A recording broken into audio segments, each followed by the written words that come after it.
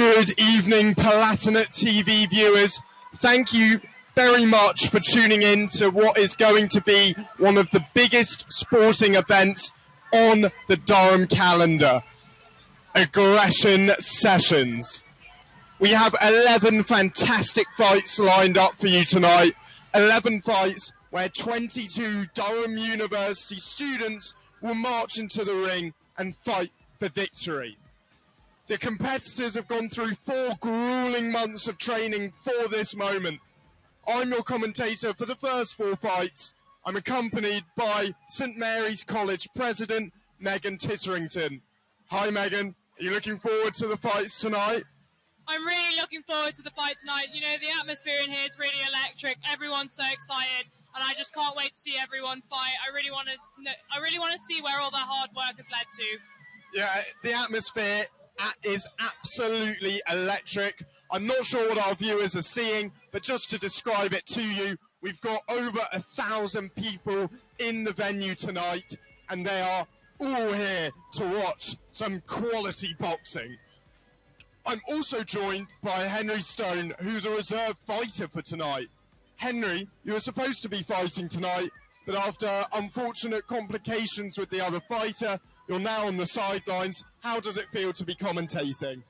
Absolutely fantastic. It's great to see so many people out supporting the event. Everyone's looking fantastic, dressed up for the occasion. There are some really, really exciting matchups tonight, and I just can't wait to see how it goes, who wins, who loses, and it's just fantastic to raise so much money for charity in the process. Absolutely, and we'll be talking to you more about the charities later, but it is worth noting that Palatinate TV, we are delighted to have exclusive streaming rights over this event. We're streaming the fights to you live for free. Now, just to talk about the charities, because this event is raising is going to raise a lot of money for them. The executive committee who have organised the event explained that in previous years, the sessions and this event were seen as a spectacle, but this year they want to put more of an emphasis on fundraising. Therefore, it would be greatly appreciated to any viewers if you could donate to their charities. The charities are Papyrus and Sport and Action, which is also Team Durham's chosen charity. Papyrus is a charity that helps to prevent young suicide, and given that boxing has shown to have significant mental health benefits, the choice of the charity seems apt given the current situation coming out of social isolation and lockdowns.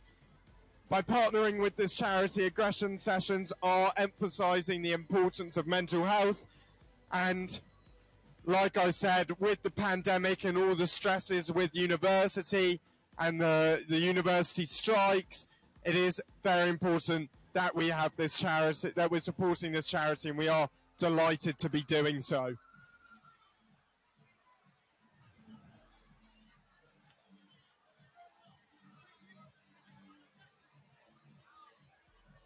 We're just at the moment before the fight soaking up the atmosphere.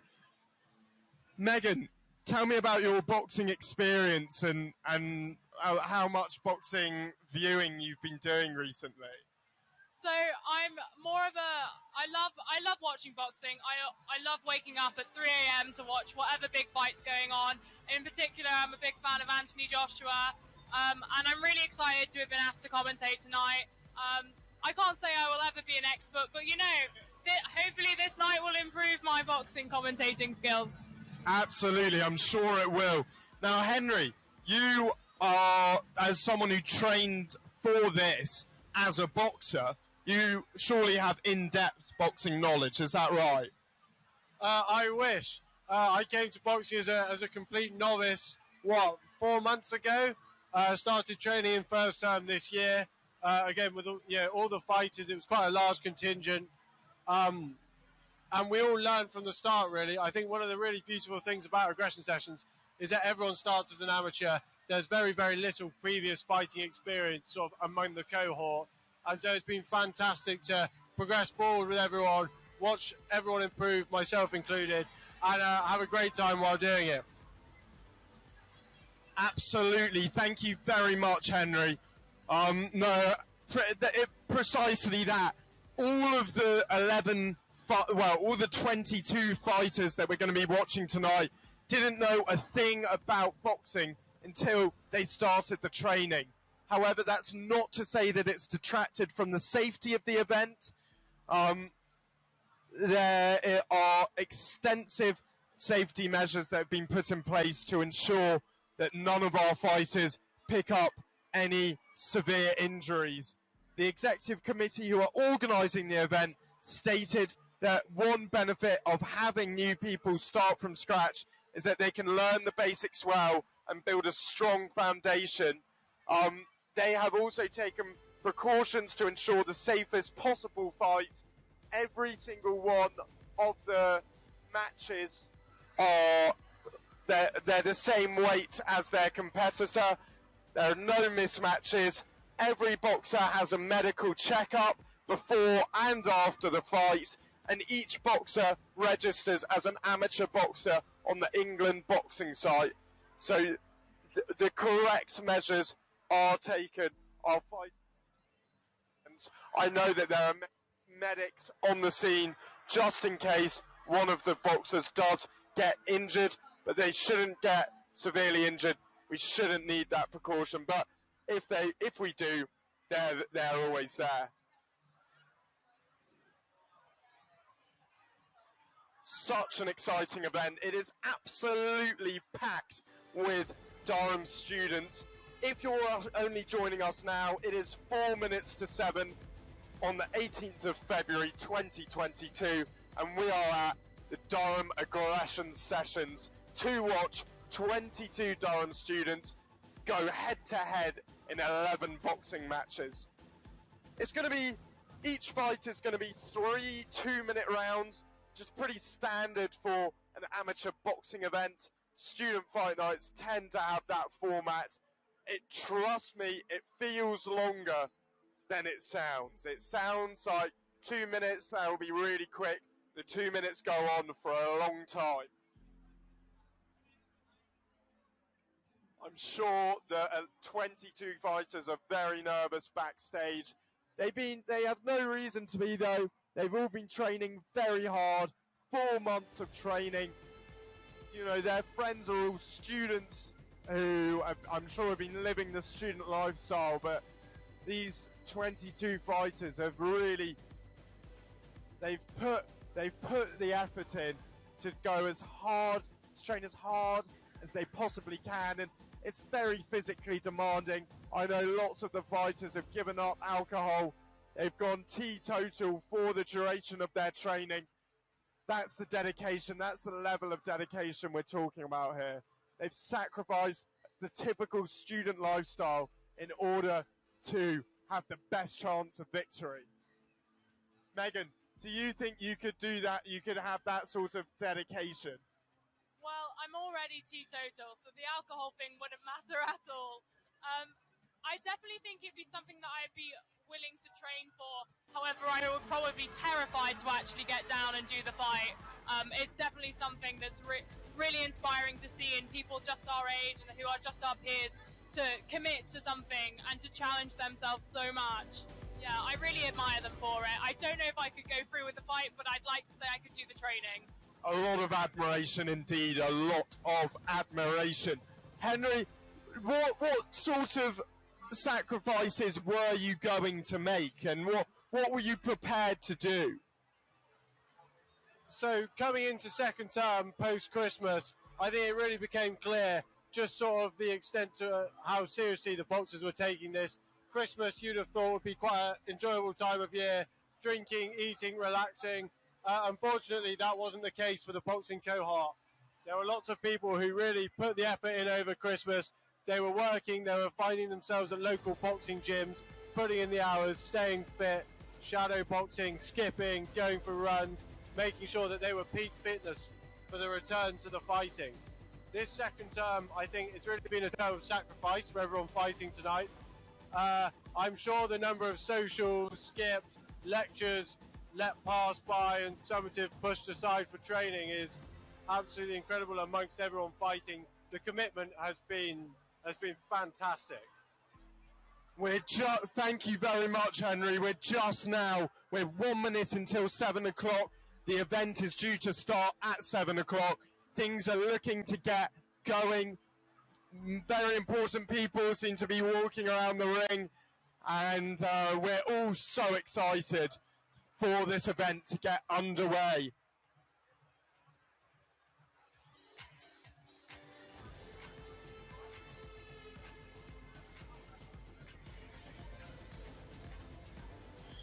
Good evening, PalTV TV viewers. Thank you so much for tuning in to one of the biggest events on the Durham sporting calendar, Aggression Sessions. We have for you tonight 11 fantastic fights. 11 fights where 22 Durham University students will march into the boxing ring and fight for victory. The competitors have gone through 4 grueling months of training for this moment. I'm your commentator, Ollie Bell, for your first 4 fights. I'm accompanied by St Mary's College President, Megan Titterington. Hi Megan, are you looking forward to the events of tonight? I'm really excited for the events tonight. I think the atmosphere is amazing in here. You can tell that everyone's so excited. We've got people crowding around, just waiting to get the glimpse of the first fight, and I can't wait to see where everyone's hard work is put into. Absolutely, everyone is excited in the arena. We've got over 1,000 people here at the venue, 1,000 Durham students who are really looking forward to watching some amateur boxing tonight. Each match is going to be 6 two-minute rounds. So that's all 11 fights are going to have 6 rounds, and each round is going to last 2 minutes. Doesn't sound very long, but believe me, it feels long when it begins. I'm also joined by Henry Stone, who's a reserve fighter for tonight. Henry, you were supposed to be fighting in the ring tonight, but after unfortunate complications involving the other fighter, you're now on the sidelines. How does it feel to be commentating? Absolutely fantastic. It's lovely to be involved with the event in any capacity. Everyone working towards it has put in a fantastic amount of hard work over the course of the past 4 months. It's great to see it on this year, considering last year lots of events were cancelled. And I'm just really looking forward to see some great fights, some fantastic matchups, and lots of people enjoying themselves and having fun on the evening. Fantastic. Thank you so much, Henry. The event is just getting geared up to begin. But just before that, it is worth noting that PalTV TV is absolutely delighted to have exclusive streaming rights over this event. We're streaming the fights to you live for free, and there's nowhere else you're able to watch this event. So we thank you all viewers, both viewers who are familiar with PalTV TV and viewers who are brand new to our service. We thank you so much for joining the stream, and we really do hope you have an excellent evening. We've got a brilliant one lined up for you. It is worth noting that the event is in the name of charity. The executive committee who organised the event wanted to emphasise that it's less of a spectacle this year and more of an emphasis on fundraising. The 2 charities we're raising money for tonight are Papyrus and Sport in Action. The charity Papyrus is a charity that helps to prevent suicide amongst young people. It's a very important charity, very close to all of our hearts as students, particularly with the lockdown since 2020 and the social isolation that we've all had to endure. University being an added stress on top of all of that has meant that it's put a great strain on mental health of young people, and so we're very grateful to be raising money for Papyrus, a very important charity.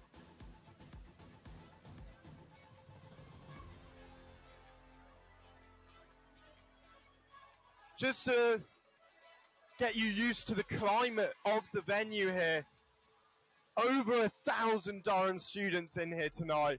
There's a lot of booze going around. It's high energy in here, very loud music. Everyone's very excited for the fighters to begin. they're battles. The fighters are extremely keen to get victory. Only one person in each fight can win unless there's an unlikely event of a draw, but in most cases there will be one victor, and both fighters are so keen to grab that title. Henry, in your preparations, were you even thinking about grabbing victory? Like, how much was victory a motivation for you? You can't deny the fact that you want to win. 1,000 people watching the live stream, your friends, your family, everyone who's helped raise money for the sponsorship, the trainers. You really want to go out there. You really want to put the effort in. You want to win. I mean, you want to win for yourself, but you want to win for everyone who supported you on the way as well. There's really no underestimating, I think, just how keen lots of these fighters are to really go out and show what they can do. Absolutely. Thank you so much for that, Henry. It's very comforting and just really reassuring to have an almost like an amateur boxing, someone who's experienced amateur boxing firsthand next to me in the commentating booth. We are raised almost above the arena, which is so we have a fantastic vantage point here. Megan, can you tell the viewers your experience of boxing? It's my understanding that you're perhaps less experienced than Henry. Don't worry, so am I. But can you talk to the viewers about your interest in boxing?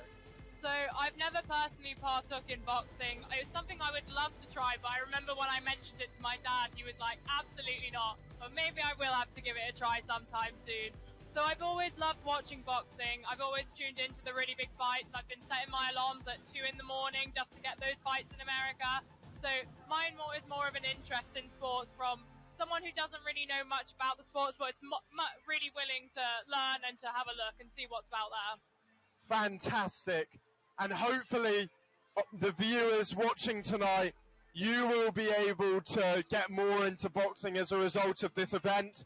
I know it was a student fight night that sparked my passion for boxing originally, and I too, like Megan, tune in the early hours of the morning every time there's a special spectacle. Tyson Fury, Anthony Joshua, one of the big heavyweights, Vladimir Klitschko back in the day. If they're fighting, it tends to be on the other side of the globe to the UK, so you have to wake up very early in the morning in order to watch. Thankfully though, we don't need to do that for the student fight night tonight, for the aggression sessions. It is right here, going to come to you at 7 o'clock. It's now 7 minutes past 7. They're keeping us waiting, but we anticipate that a start very soon. If you're only tuning in with us just now, welcome. My name's Ollie Bell. I'm here with Megan Titterington and Henry Stone. We're bringing you aggression sessions, the Durham Fight Night, one of the biggest events of the year. It's 8 minutes past 7 on the 18th of February 2022. Boy, do we have a fantastic evening lined up for you. Got 11 fights, 22 Durham students. They've been training for 4 months for this event. And like we were saying earlier, many students have gone teetotal for this event. They've made big sacrifices to their lifestyle, to how they do this event, to how they've been living their lives. And it's that kind of commitment that from the fighters that make this event so fantastic to watch, because you really get to see the passion. That passion comes out in the boxing ring. Fighters put their all, they give their all for the fight, and only one person can come out as champion of each fight, and that's the tough That's the tough nature of boxing, and hopefully we'll be able to see the passion eke out of the fighters.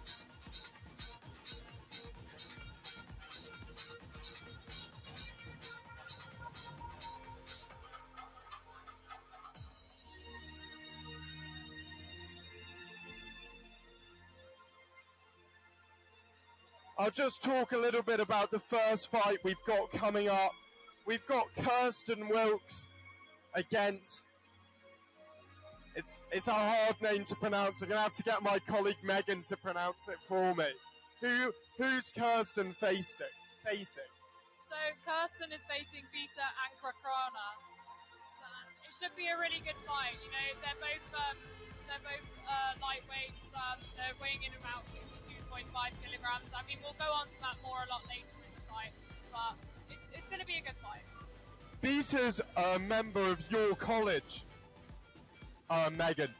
She's doing a master's in global politics at St Mary's. She's a postgraduate, of course. Have you had the honour of meeting her? So I actually met her when she was matriculating at the start of this year, and she's really good friends with a couple of my friends as well. So hopefully she'll remember me. But she was really lovely, and I know that my friends are watching because they want to see her fight, and they're really keen to see that she wins. But who even knows? But it's going to be a good one. So I've got a bit about her physicality, Vita's physicality here on paper. It says she's 62.5 kilograms and stands tall at 167 centimetres. Is she intimidating in person? I'm quite a lot taller than her, so she's not very intimidating in person. She's really, really lovely. But I'm sure as soon as she dons the stage, she'll have a completely different persona. You know, she's been training hard for this. She is determined. She is ready to fight. And I'm pretty sure we will see that on the stage this evening. Her competitor, Kirsten Wilkes, is of St Aidan's College. She's a third year, and she is currently studying ancient history. She weighs in at 62.5 kilograms as well. So, as I mentioned earlier, it's an even match. Just a note on the safety of the fight. Safety is taken very seriously by the organising executive committee, and they've stated that precautions have been taken to ensure it is the safest possible fight for the 11 fights. Every single one of our fighters match weight, more or less. Every boxer is having a medical examination both before the fight and after their fight as well. So it is being taken very seriously. For any mum or dads tuning in, any people who care greatly about the fighters, do not worry, they are being taken care of, and we have plenty of paramedics on the scene as well, should anything go wrong, which is highly, highly unlikely. Also, it's worth noting that each boxer registers as an amateur boxer on the England Boxing website. It's all done by the letter of the law, which is great to hear.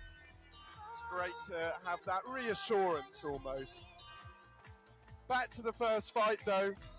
Henry, do you have any thoughts on Kirsten Wilkes as a fighter? Did you ever have the honour of meeting her? So we've actually shared a few moments together over the years, but they haven't really crossed paths in seal aggression sessions. I saw her sort of on the floor when I arrived before the fight. She seemed confident, excited, looking forward to getting to the ring and to really show off her skills. I think it's going to be a fantastic matchup and a really good fight.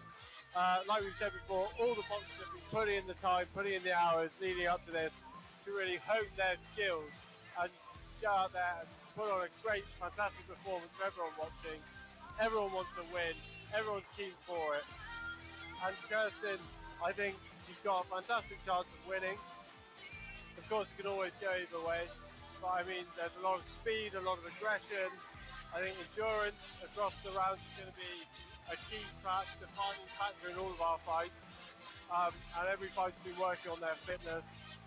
Kirsten, no exception.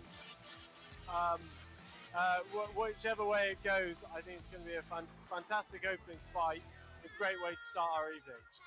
Absolutely. Kirsten has said that she used to do boxing fitness sessions as a teenager, but aggression sessions has taught her that the real technicalities of boxing. She also says that one of her strengths is that she can usually stay very composed in the ring. It will take a lot to phase her. That's according to Kirsten herself, though, and we'll see what she does in the ring in just a moment.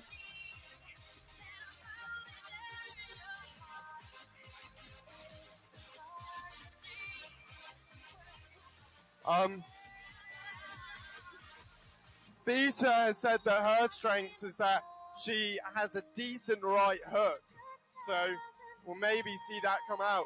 She's even compared herself, Beta, to Mike Tyson, Iron Mike, who has a good, just simply because she has a good right hook, and he perhaps got angry in the ring. Of course, everybody knows the famous example of Mike Tyson biting off his opponent's ear in the boxing ring. So hopefully we won't see any of that from Beta tonight, but you know, I suppose you never know.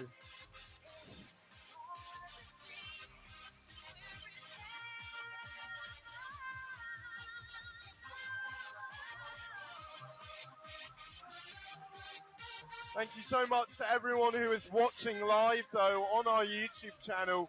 We're absolutely loving the comments that are coming in. Keep them rolling, keep them coming in, keep posting the comments as we're really enjoying them in the commentary box. Getting us very hyped up. We really hope you're hyped up for this event.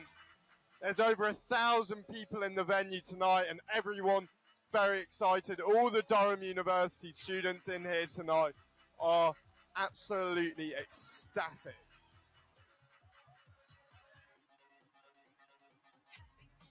Just looking on to the second fight, though, we've got Archie Bulldog competing against Pete Royale, or I'm sorry to any names that I butcher. Archie is a keen rugby player. He studies natural science at Hatfield, and he's coming in at 86 kilograms at 5 and stands tall at 5'11". His component Pete also weighs in at 86 kilograms, and his height, he's a little bit shorter at 5'9". Pete is studying psychology and philosophy at Collingwood. He's from the Sporty College of Collingwood. I wonder if that'll give him the edge, being surrounded by a culture of athletes almost. But this matchup is the first male fight of the night. Very much looking forward to it. And Pete, the Collingwood student, he's confident about both his left hand and his right hand. So pretty fearsome competitor right there. If he's almost ambidextrous in his boxing style. Megan, any thought? Ladies and gentlemen, He's definitely feeling confident. please take your seats. The show is about to begin. We are about to get underway. Although this is one of those events where, you know, they're more likely to tease you, so we could be going at any moment. It really is that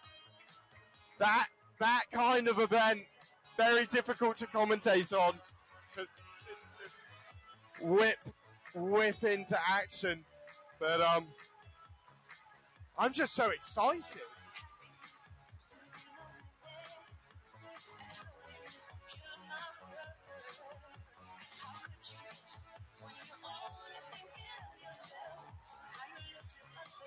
Archie Bulldog is our second in the second fight. Archie Bulldog says he's been training 2 times a day for the past few weeks.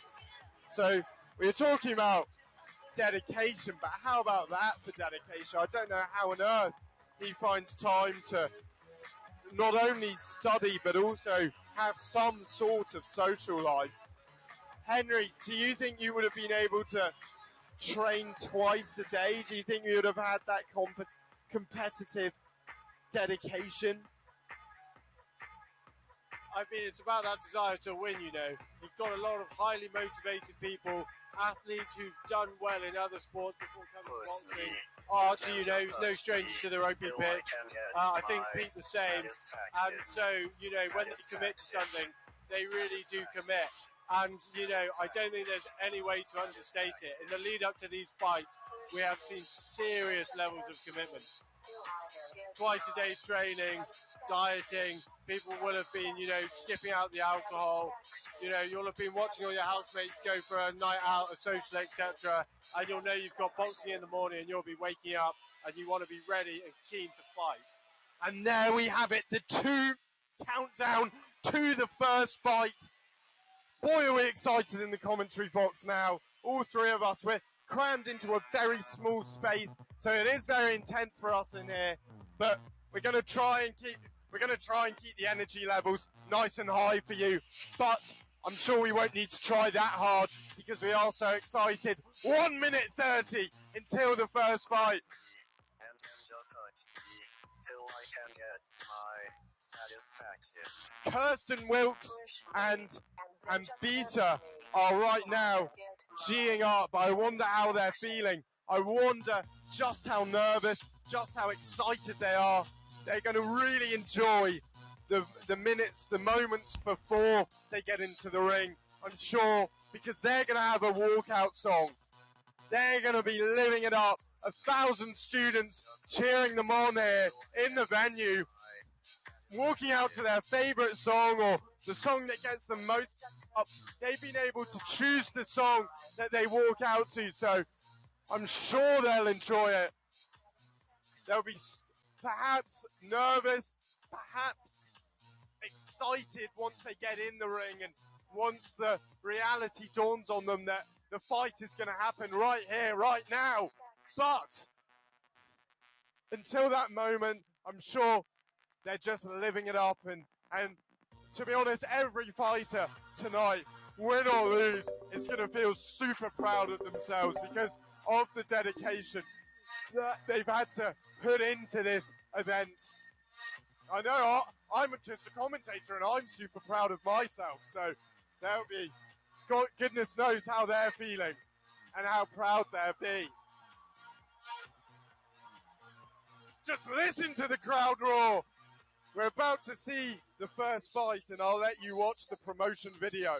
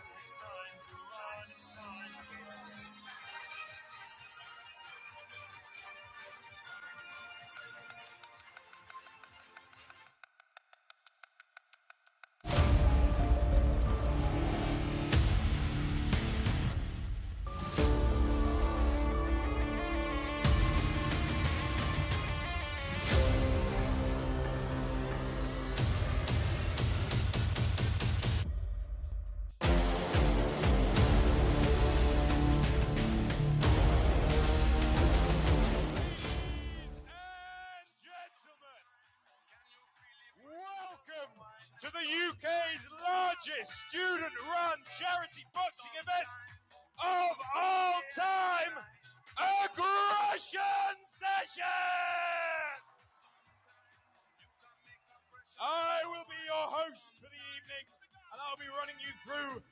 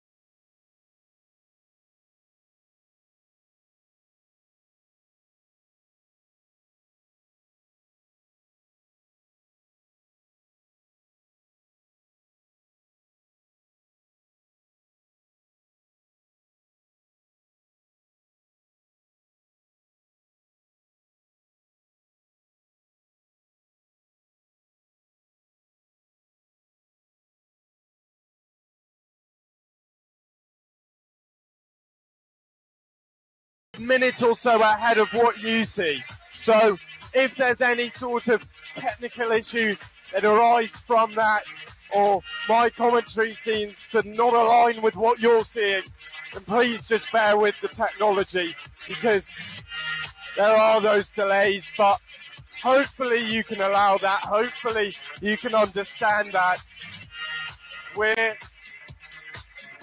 This is the first event of its kind that Palatinate TV is able to broadcast. So, of course, there are going to be some teething issues.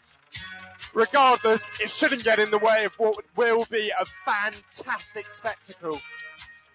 And it's just fantastic that it's all done in the name of charity. It's all done in the name of the two chosen charities. One of them is the same charity that Durham Uni Sport raises money for this year. And then that's for Sport in Action. And then Papyrus is the mental health charity that is helping to prevent suicide in young people. I don't even need to talk about how important that is. Many of you watching will be students. Many of you watching will have struggled with mental health. And so the fact that the charity is raising money to support people who are struggling with their mental health in university is just so important.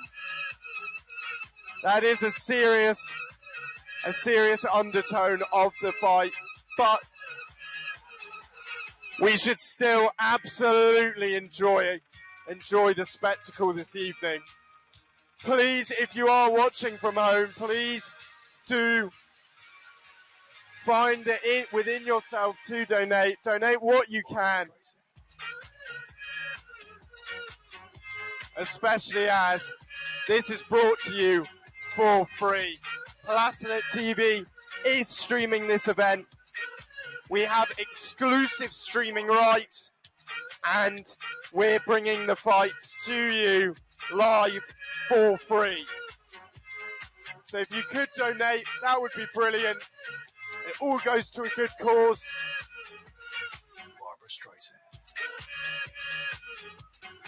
Megan, as president of St Mary's, do you feel any sort of affiliation, any sort of partisan feelings towards the Mary's fighters?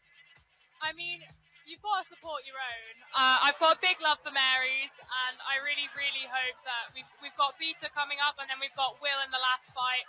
And you know, Will's such a lovely guy. I know him personally as well. I've worked with him quite a lot over the years, just with prepping and stuff like that. And I've got to support my own, basically.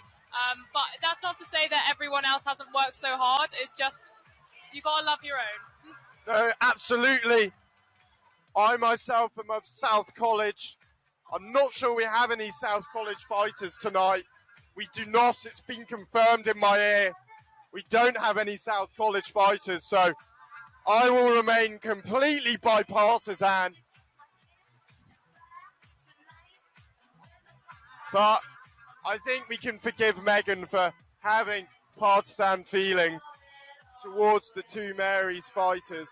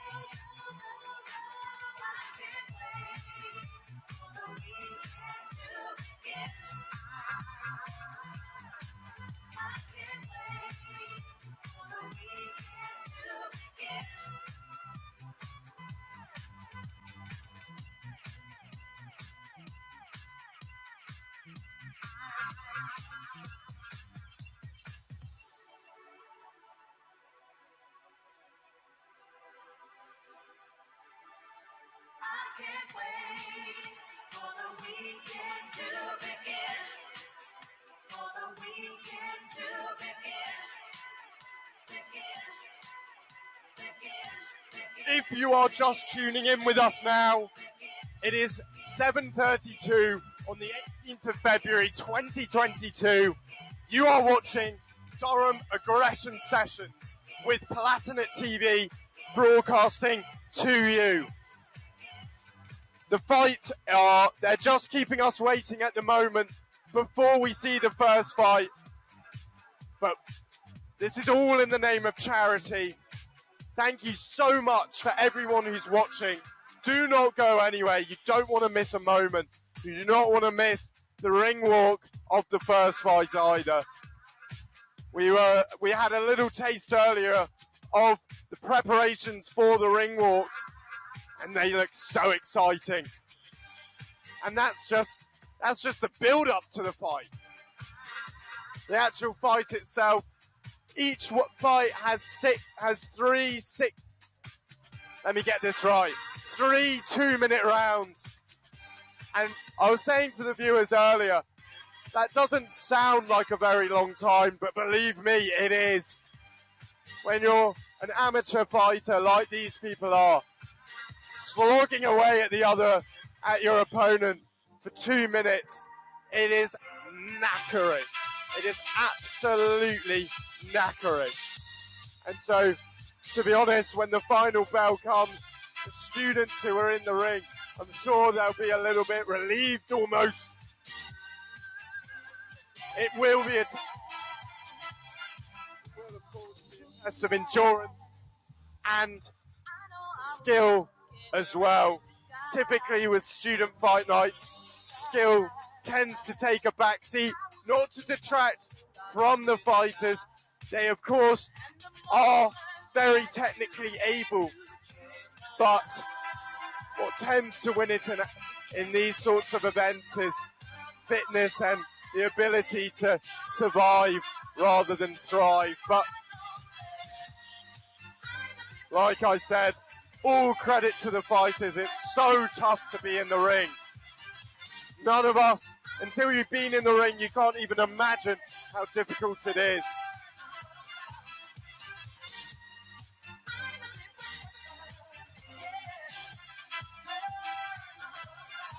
I'm joined by Henry Stone, who you are technically a reserve fighter for tonight.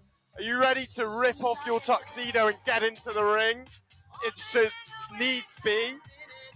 I mean, I'll do anything for charity. Absolutely, going back to what you were saying earlier, that endurance, coming into the 5th and the 6th minute, that final round, your body is screaming, you've been working harder than you've ever worked before. I think it's really important to stress that boxing, it really is a full body exercise. It's the power coming up from your legs, through your core, going straight out through the fist and into your opponent. There is really no understating just how difficult a task these fighters will have. In the ring, 1 versus 1, there is really and truly nowhere to hide. Your opponent, who you know has been working just as hard, if not harder than you. The atmosphere, the crowd, your friends, everything which is built up to this one moment. It's incredible. I think really credit to all the fighters who are taking part. It takes a phenomenal amount of courage, desire and hard work. And I wish they could all win. However, unfortunately, such is the nature of the beast. However, they should be proud of what they've achieved getting this far. I'm sure they'll be really enjoying the celebrations later on this evening. Absolutely. I wish they could all win as well. But it is the competitive nature.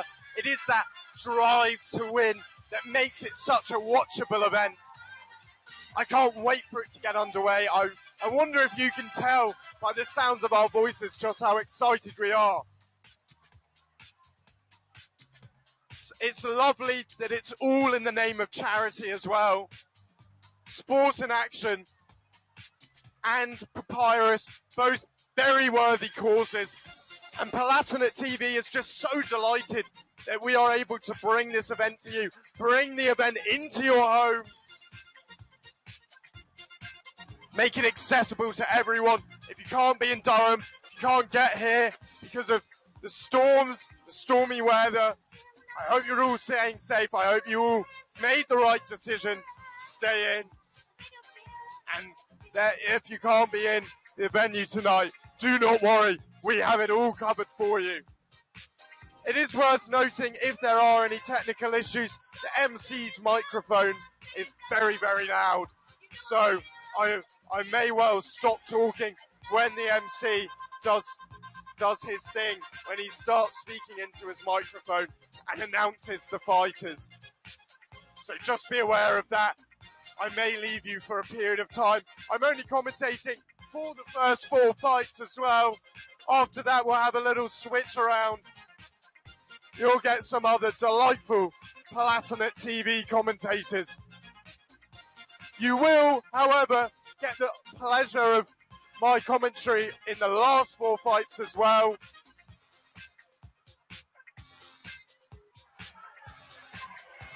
I will be co-commentating, so I won't be taking the lead.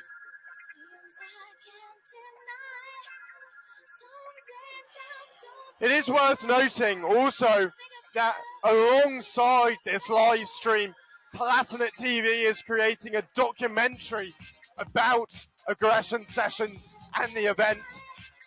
We're focusing on 4 fighters in particular, doing a little documentary. We've been filming all afternoon and over the past few days, interviews, in-depth interviews with those fighters. The documentary will be a fantastic watch and will be a great way to relive the events after tonight.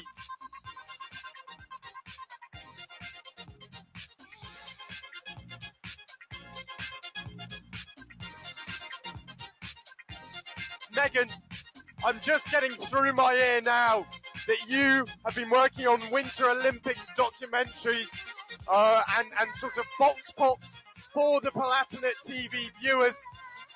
That content is up and coming, getting ready to be released. How was filming that? What have you got to say about that upcoming video? So last week we took to the streets of Durham and by the library in particular, and we were chatting to a lot of the students about what they thought about having the Winter Olympics in Beijing, whether they were watching it, whether they understood the rules of curling, because curling seems to be a mystery for a lot of people.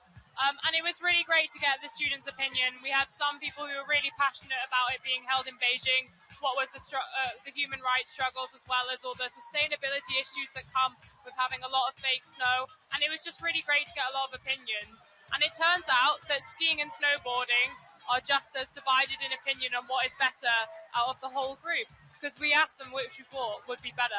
Well, you would have thought, being with a university with Palatinate, that skiing would be the most popular, but it was a tough one to call. What about you? Have you done skiing or snowboarding? I'm a very keen skier. However, I can't say I've been watching the Winter Olympics particularly. But you mentioned Palatinate. That was also a huge event on the Durham sporting calendar. Over 1,000 people attended Palatinate, and over 1,000 people are in the venue tonight. Join us in the boxing venue tonight.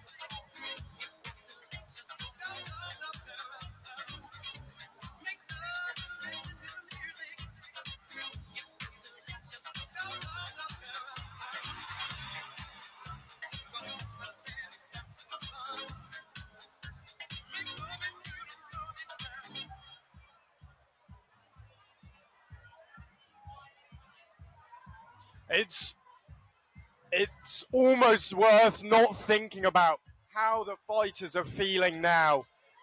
You know, you don't know whether they're feeling calm, relaxed, or whether they're just a bundle of nerves, or somewhere in between, you know, just excited to get it underway.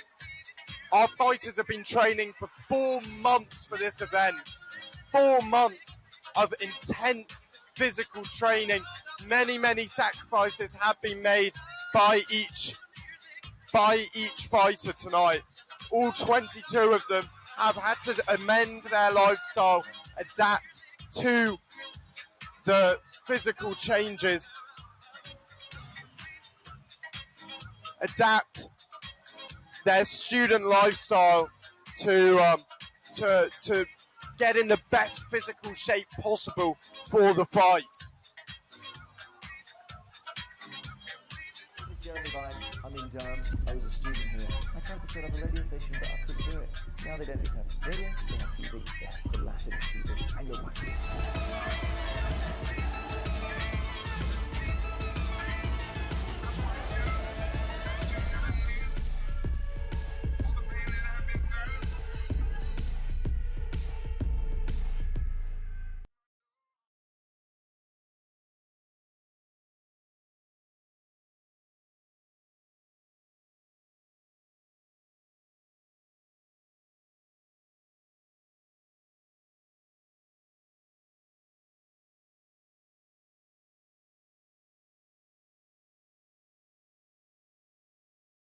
This is Jeremy Vine. I'm in Durham. I was a student here. I tried to set up a radio station, but I couldn't do it. Now they don't just have radio, they have TV. They have Platinum TV, and you're right.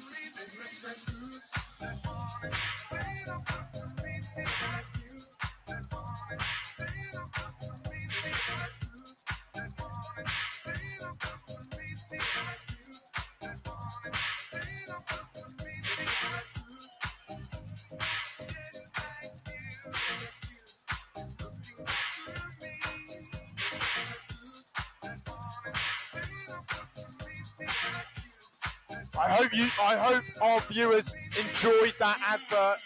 Do make sure, if you're impressed tonight, which I'm really hoping you will be, do make sure you stick around with PalTV. Give our Instagram a follow. Give our YouTube channel a follow. Make sure that you don't miss out on our future content. We've got fantastic content coming up for you over the coming weeks and months.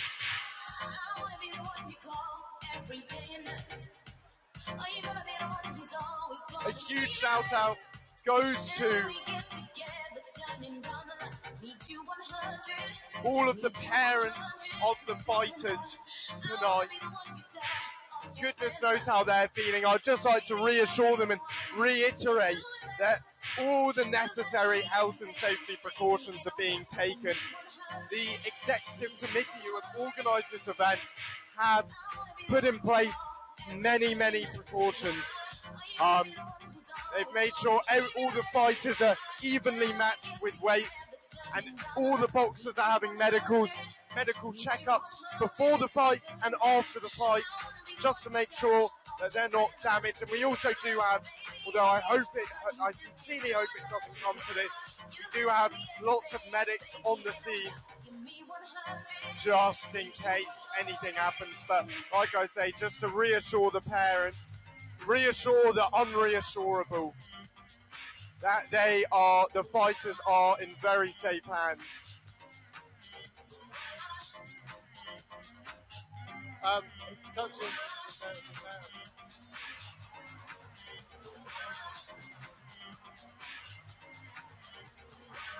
It's worth noting as well that they've had problems backstage for the viewers who are wondering why the fight hasn't begun yet.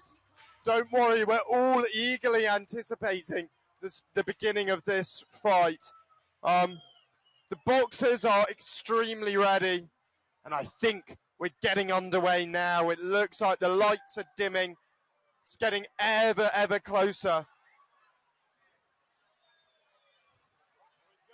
The officials, the referees have left, and they're going into the ring now. They've left from backstage and we're all gearing up, so it looks like we're getting closer and closer. Ado, please, and here we go for the first bout of the evening. In the blue corner, standing at 5'6" Kirsten, the Killer Wilkes! It's like old times, you hear me coming through your speakers. You see me mashing up your airways. I know you can't get it up on my sound. It's like old times, you hear me coming through your speakers. You see me blocking up your airways. I know you can't get it up on my sound.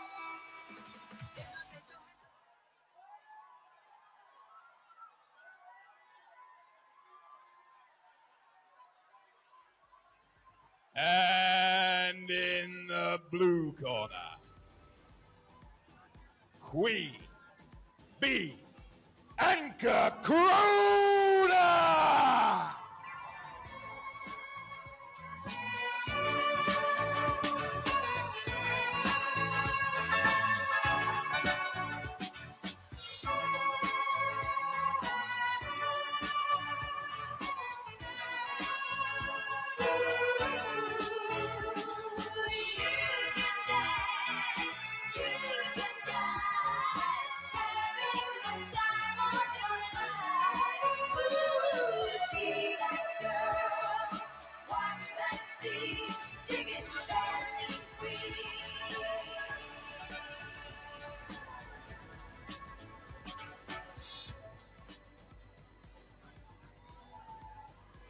The fighters have now, as you've seen, gone into the ring, both having tremendous walkouts. A little bit of ABBA from Beta. What a fortress this venue is proving to be. 1,000 people plus here tonight.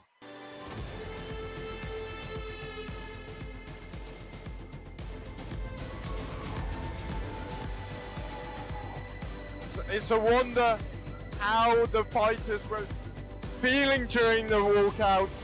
They were joined by their entourages on the stage as they tried to impose their physical presence within the ring.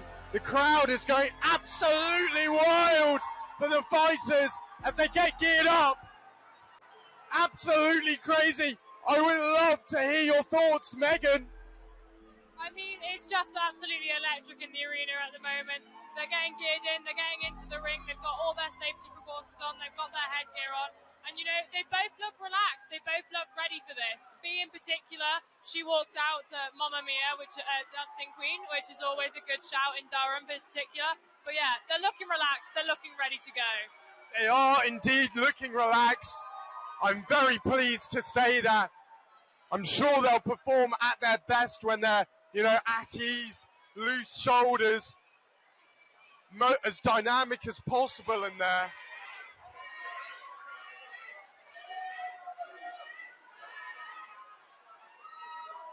Just an interesting fact about Beta, I know that Megan's been talking to me about this all afternoon, is that she claims her ancestors saved the King of Sweden. Just an interesting one for you. And then a slightly more ordinary or fun fact from Kirsten is that her Wordle stats are impeccable. I can barely think with the crowd cheering as loud as they are. The fighters are so nearly going to begin. They're just getting a talk from the referee about how to make it as safe a fight as possible. They're being sent to their corners.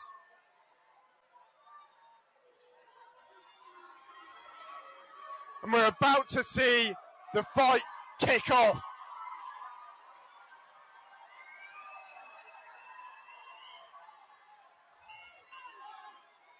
The bell's gone, and they're underway. The fighters are going to start by just feeling each other out and starting off with some jabs. We're seeing some jabs and some hooks as the fighters try to gain the upper hand over the other. Some big hits are coming. Henry, thoughts on the technique so far? Like you said, it's the first round, sort of the opening moments.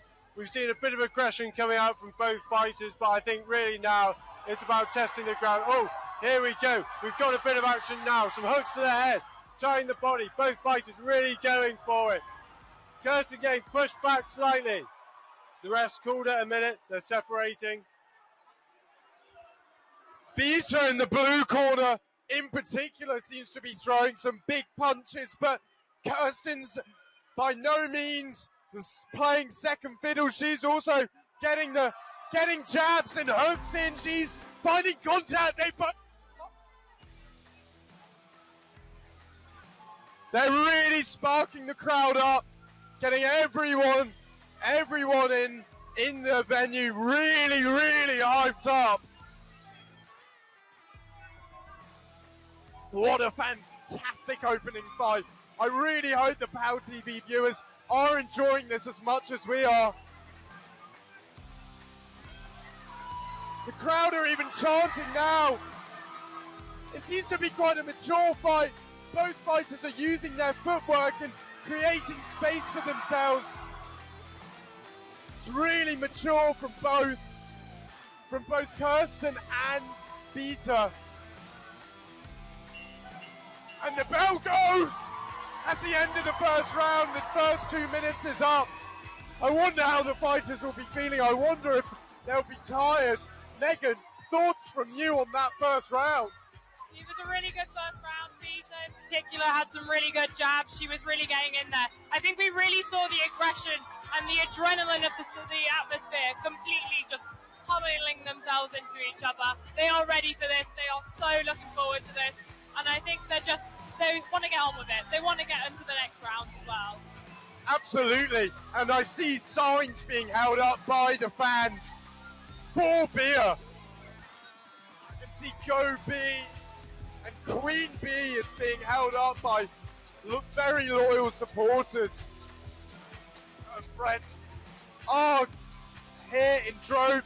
Speaking of support, Henry, your dad has sent in a message on the live stream chat saying that you need to wear your nappy. Big shout out to Henry's dad. I think, here we go. The second round has got underway.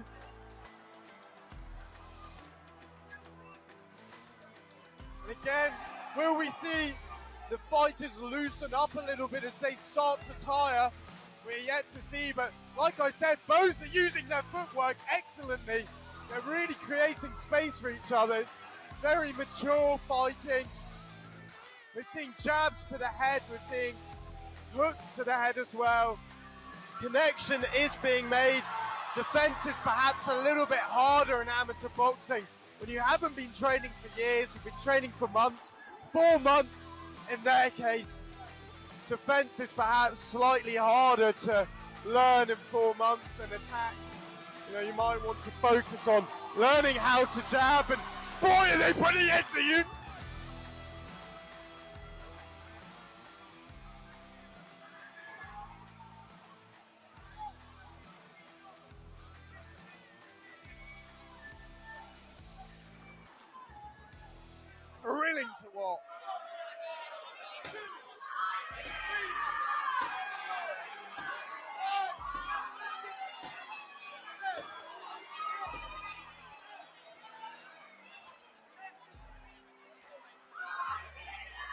Absolutely, the referee has stopped the match. He's just...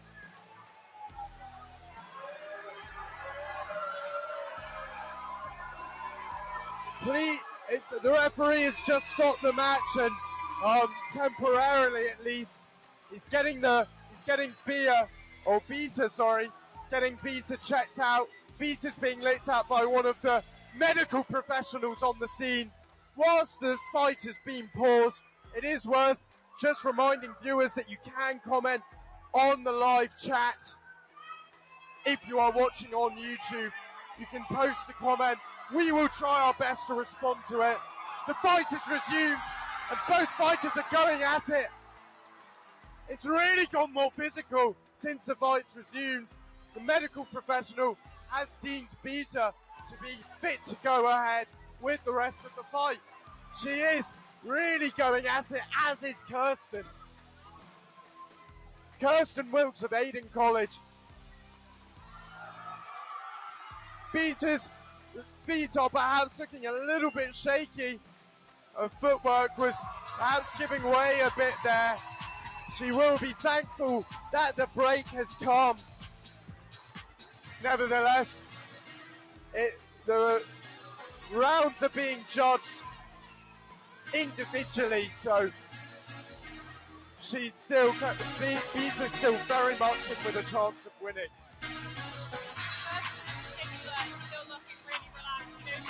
One of her strengths is that she's composed in the ring, and we can really see that, and it's so massively important at the moment in the fight to stay calm under this pressure. There's so many people about, everyone's watching, her family will be watching, and it's really good to see that all the hard work and all the weeks of training mean that she can still be relaxed in the ring. Absolutely, and it looks like our viewers have voted that Kirsten was going to be the winner of the second round, and to be honest, I think they were correct in saying that. I'm no boxing expert by any means, but it seems that Kirsten had the upper hand in that second round, given that Beta had to be stopped and looked at by a medical professional. Both fighters can be so proud of themselves, though. Beta's coming out with some she's come out swinging in the third round. The fight seems to be descending a little bit into a more physical matchup in this third round. Kirsten is using her footwork. It's just so hard to call this fight. I think what we've been seeing here is Kirsten's been pushing that right hand jab quite hard. Beta's been getting under quite a lot of pressure. I think potentially that's why we saw the stoppage in that second round. And again, just Beta getting checked out, checking her headgear around the face from those sort of jabs coming out from Kirsten. I think we just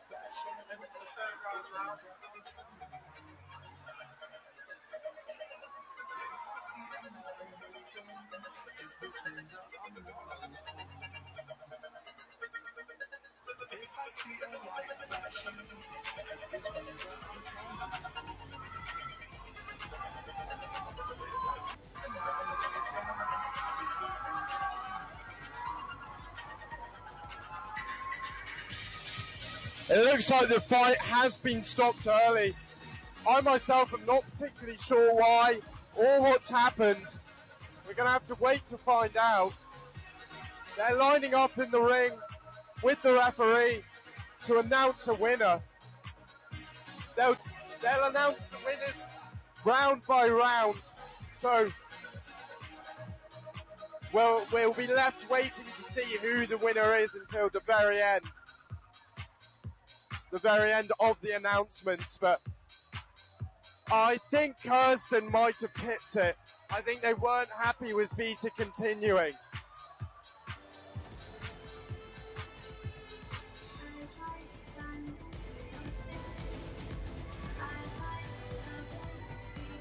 The MC is just getting into the ring now to do the announcements. Who won the round And one? the winner. Who won round two? Who won round three?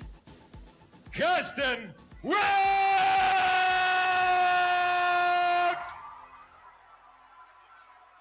Kirsten's won the first fight by stoppage. It's like old times, they hear me coming through your speakers. Visa was not able to continue. I think the medical professionals called for the fight to be stopped. It's lovely to see, though, that both fighters are embracing very, very warmly. They're really giving each other a lot of love. That's lovely to see. Both are ecstatic. Both seem incredibly proud of themselves. Huge well done to Kirsten Wilkes, though. Announcement, please. Huge well done Do to Kirsten not Wilkes boo of St. anyone, Aidan's whether College. that be the officials, whether that be the contestants. You can boo me, I don't care. I'm a big boy. But please, guys, everyone has put in so much time and effort into being here, so please show them the respect they deserve. If that is the first fight we have tonight, we have a hell of a night coming up.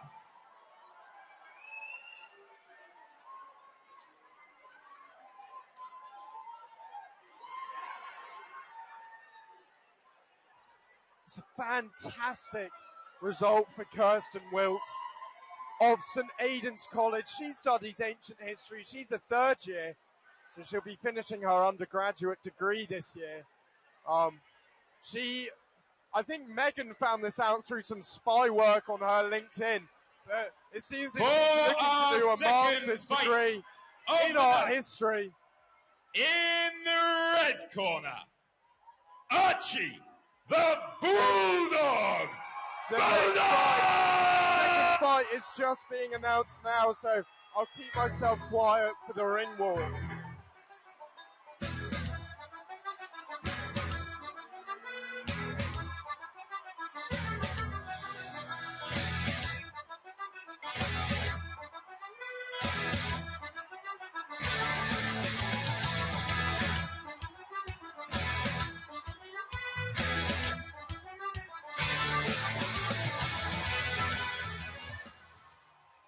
And in the blue corner, Pete, the Stranger, Royal!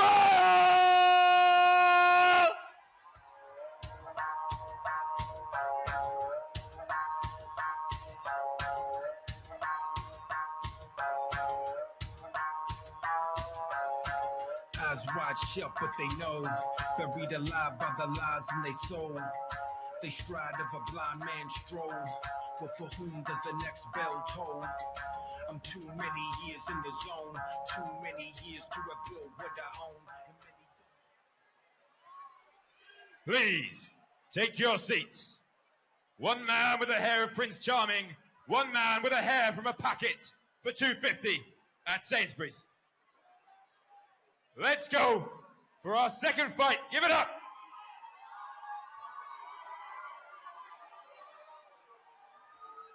Both fighters here weighing in 86 kilograms. This one is sure to be a little bit more of a heavyweight match. Perhaps some bigger punches will be thrown. Perhaps we'll see another technical stop. Hopefully we won't know. Of course, we're praying for the safety of the fighters, but as we saw with the last fight, we've got lots of medical professionals on the scene. The fighters are going backstage again. I'm not quite sure what that's all about, but we can try and keep you as entertained as possible. Just a fun fact about the two fighters. Archie Bulldog has said he's got a 2-second fight time. I know that Megan, alongside me, has been wanting to test that out and put him to the sword and see if he can actually live up to that promise. Megan, do you think it's realistic? Personally, I don't think that's a realistic fight time at all. I think he's lying there. I think he needs to test that after his fight. Whether it's a commiseration fight or a celebration fight, he should be proving it to us. Maybe that could be the backstage footage after the PalTV documentary on aggression sessions this week. Absolutely. The fighters are re-entering the ring. I'm not quite sure what that was about, why they had to leave briefly, but it's we're very grateful to everyone who's subscribing to the channel whilst this is all going on. Please do continue to do so. Hit that big red button, subscribe, you will not be disappointed. Who will be our 300th subscriber? That is a milestone we're hoping to hit tonight. We've got lots of exciting content coming up for you later in the month and in the coming weeks and months. We're all working very hard on filming that. It includes a documentary about the Aggression Session Fight Night that is happening tonight, all in the name of charity as well. Please do feel free to donate to the charities.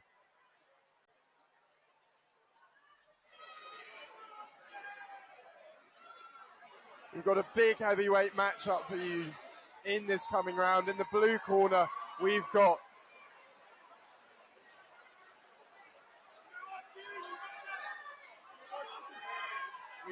Pete Royale, and in the red corner, we've got Archie Bulldog. In the arena, they've got the colours a little bit confused, but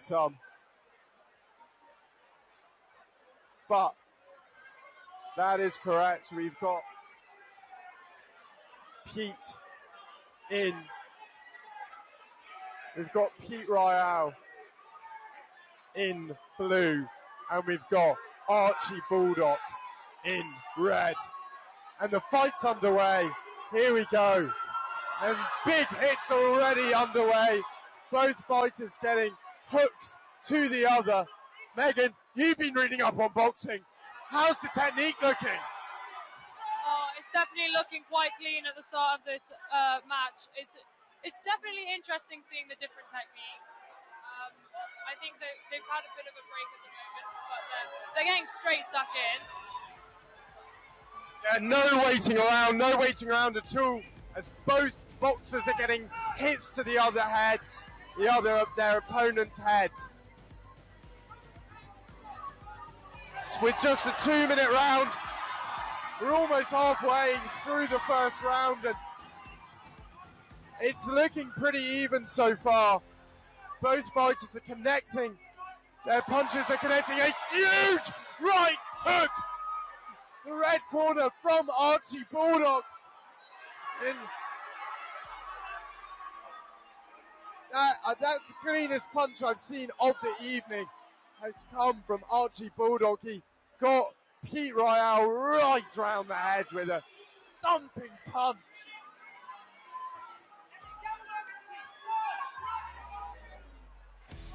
The referee is always stepping in when he needs to have a word with the fighters, but Archie Bulldog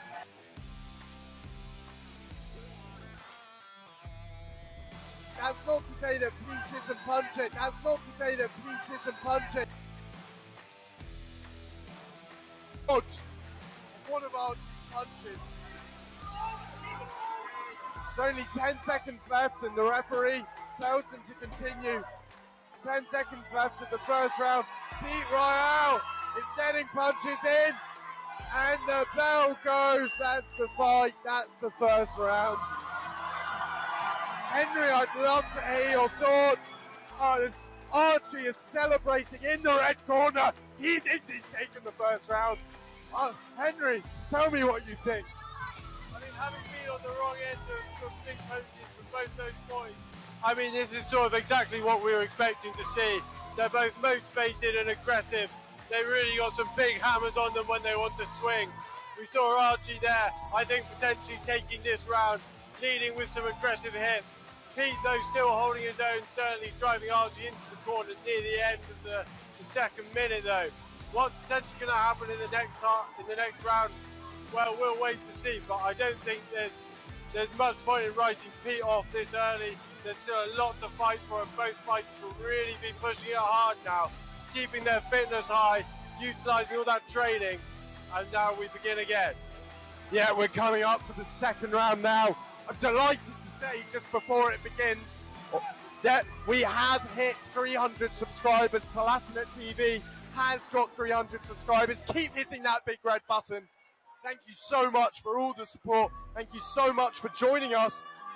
The referee is just has told them to go ahead now, and the second round begins with a huge hit from Pete Royale in the blue corner. Both boxers are coming in with heavy punches.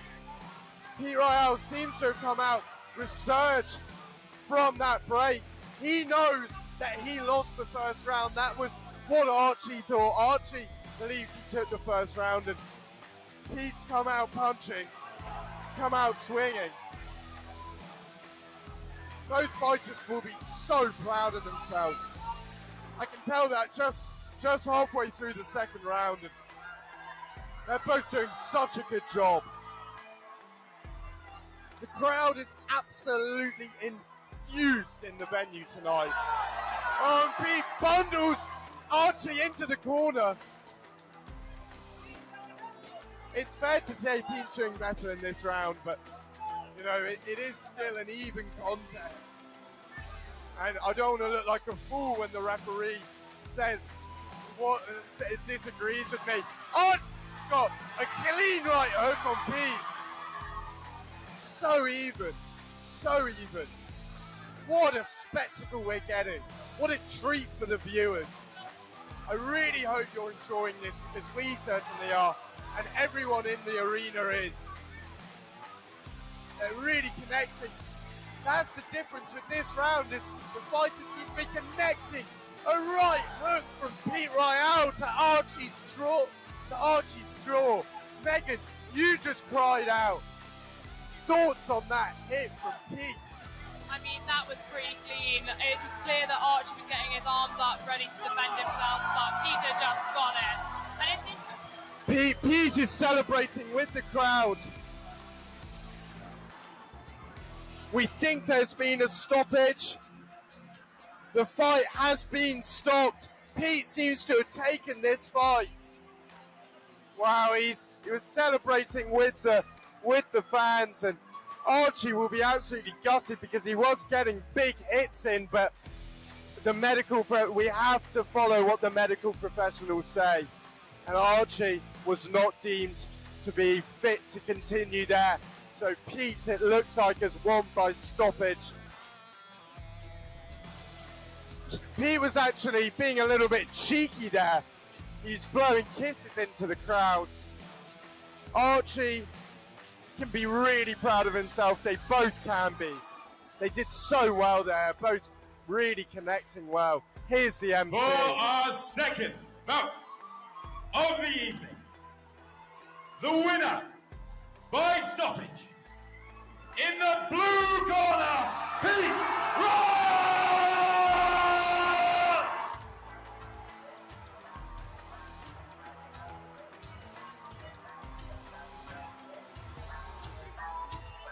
They announced it there. Pete Royale. I'm terribly sorry to his parents and anyone else watching if his name is in fact pronounced differently. I'm calling him Pete Royale, but you know, it could be Pete Royale. Who knows? He's won. He's beaten Archie Bulldog by stoppage.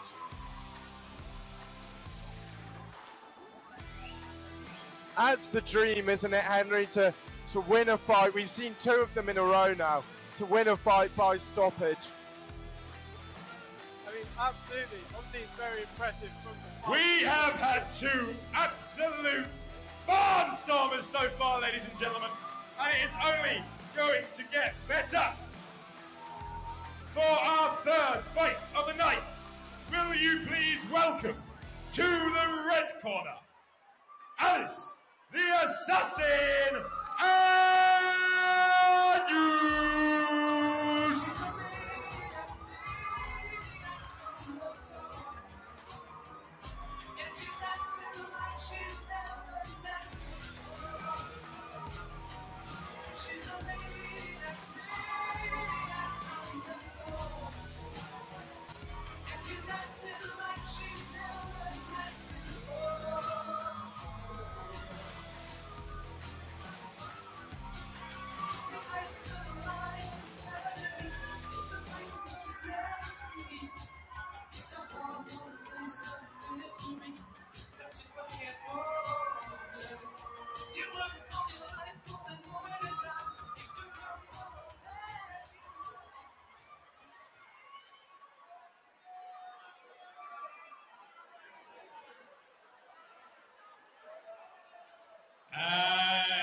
opponents.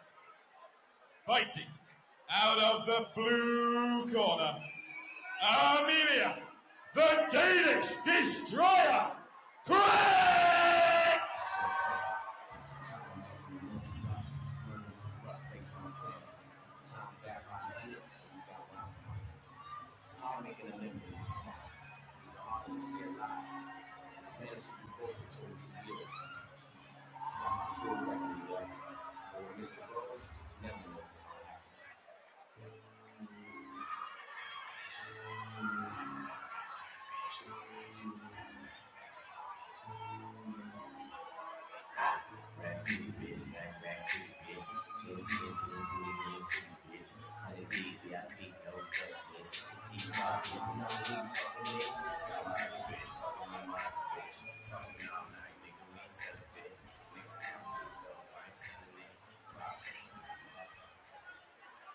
Ladies and gentlemen, let's raise the roof for our third fight of the night!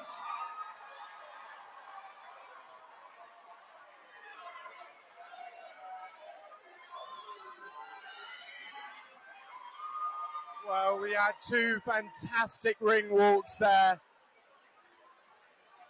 We've got another excellent fight lined up. We've got Amelia. It seems the venue's getting the colours a little bit mixed up.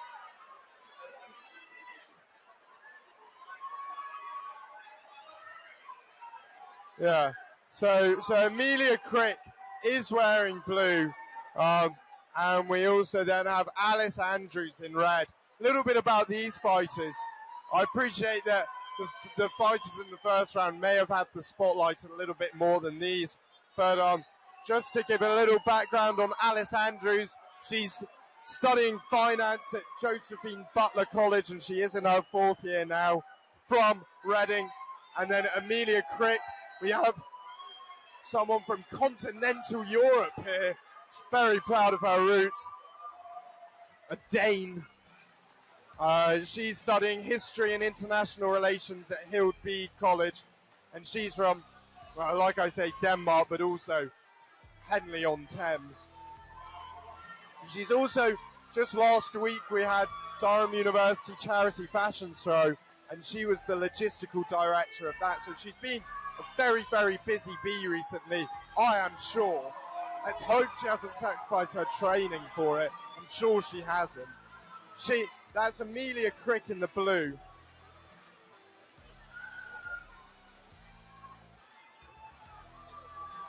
Alice Andrews in the red.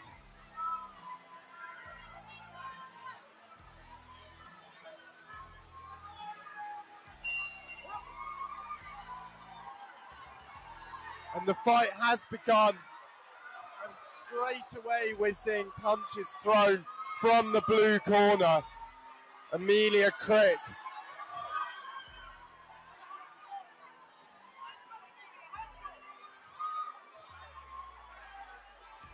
It's a little bit scrappy to begin with, but both fighters are still finding connections with their punches. I've been really impressed by the quality of the fighting tonight. All the fighters have been training for 4 months, and it really is showing as these two are going head to head now, and both are finding punches that are connecting.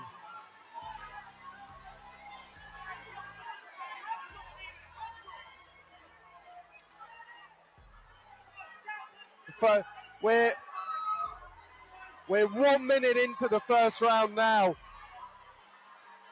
And it seems fairly even with both fighters punching, finding punches and finding space to dodge punches respectively.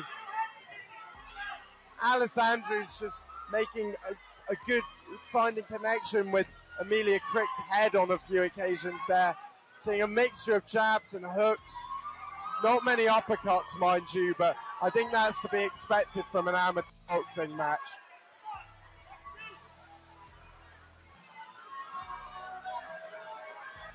Megan, thoughts on this third fight and how it's going? Well, they both seem to be quite relaxed, as seen by their fantastic dancing when they were coming in.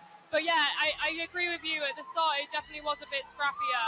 But that's not to say that it wasn't fantastic boxing still. You know, it takes a lot of mental strength to really get to the point where they are, where they're having to face someone punching them in the face. It's not something you expect to have when you're a student. But, you know, they're working hard, and we're coming to the end of the round just now. Yeah, fantastic end to the round there. Looked pretty even from where we were sitting. I'm not sure who the winners of that round are going to be, but it's certainly living up to the expectations that we all had. The fans are absolutely loving it.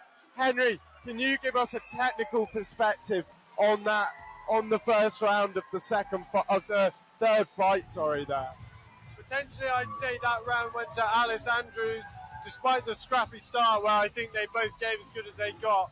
Moving into that second minute, Alice was making more head connections. I think she was getting better punches. This may be a more technical match that comes down to points, and I'd say so far it's in Alice's hands. Despite this, I think it's far too early to possibly say what will happen in the next round. Amelia's been looking strong. She has the height advantage. She has the reach, you know. It really could go either way, I think, from here. Well said, Henry. Thank you very much for that technical perspective. Hopefully, well, it's tricky to say whether we want a stoppage, because on the one hand it means that there's been a clear victory, but on the other we don't get quite as much boxing action as we've anticipated.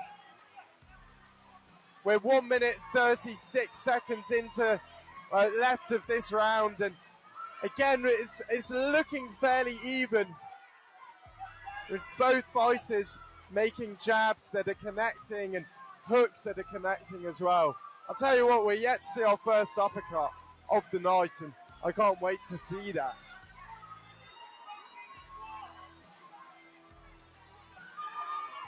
The fighters do seem to be perhaps a little bit tired.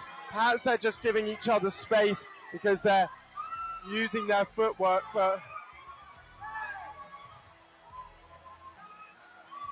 and the referee has stopped this round because he wants Amelia Crick to undergo a medical check. Alice Andrews is celebrating a little bit in the corner. Perhaps she's a little bit confident of a victory. Are we going to see another stoppage? The medical professionals just taking a look at Amelia Crick. I must say, I didn't think she looked, there were any signs of her sort of denigrating or anything, but I suppose the medical professional would know better than me. The referee has resumed the fight. Megan, thoughts on this fight so far? Yeah, well, it looks like Alice is taking a lead because she's got a lot of hits to the head on her opponent, but she's really coming in with some aggression. She's feeling comfortable. You know, she's got a lot of support in the crowd tonight, and I think she's really feeding off that energy. It does seem that Amelia is taking one too many shots to the head, and Alice seems to be taking the lead. All very, very exciting stuff. Alice from Josephine Butler College. She'll be looking to make her college very proud tonight. She said before the fight that she was very determined to win. Will she keep it up? Will she be able to see this fight out? I must say I'm very impressed. By the way, they seem to be giving each other space and using their footwork. The bell's gone for the end of the second round. Henry, do you think that Alice took that second round as well? Again, I think I'm going to give this one to Alice. She's just got this knack of getting through Amelia's guard. She's getting quite a lot of shots onto the face, which of course means points in a boxing match like this. Amelia, though, she's putting in a fantastic effort, by no means giving it up. She's out there, she's staying in the fight, she's really trying to give it back. However, I think in this one, Alice just seems to have the upper hand. Thank you so much for that, Henry. Viewers, I really hope you're enjoying the show. I really hope you're enjoying the spectacle. We're having the time of our lives here, and PalTV is extremely proud to be bringing this event to you. I hope it's as fantastic as we expected it to be. Keep pressing the big red button to subscribe to our YouTube channel. And the third round is about to get underway. Will we see the completion of will we see the completion of a fight for the first time this evening? Megan is oohing and ahhing next to me. Megan, what do you tell the viewers what you're seeing? I mean, Alice is getting some really good jabs to the face on Amelia. She's really coming in hard on this last fight, and I don't know if Amelia has it in her to conquer Alice back. Yeah, it certainly is Alice's fight to lose now, potentially.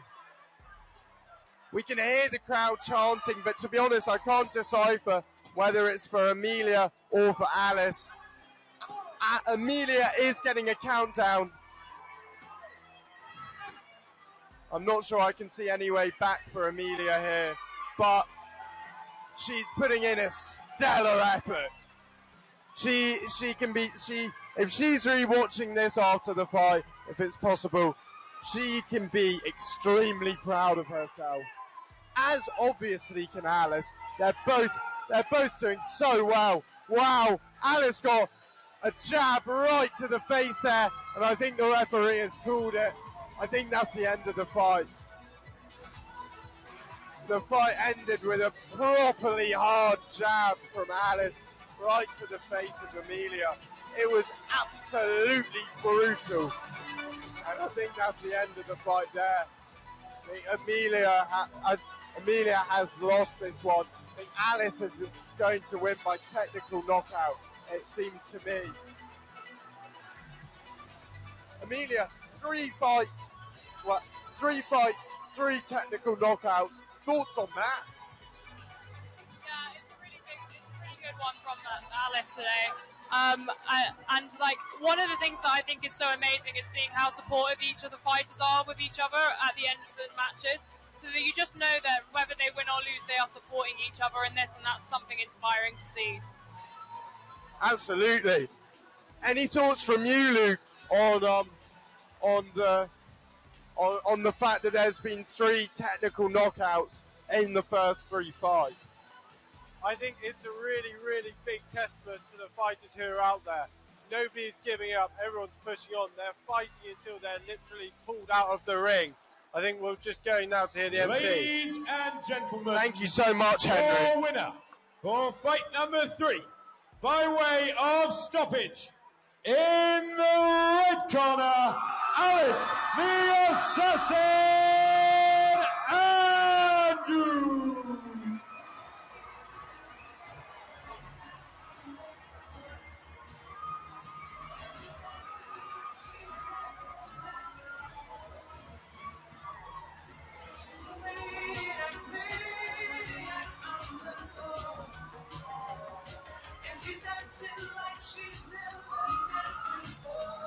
And a fantastic fight that first Ladies fight and was. gentlemen, we are moving on straight away. The blood has not been cleared from the canvas, and we're going to get some fresh blood now.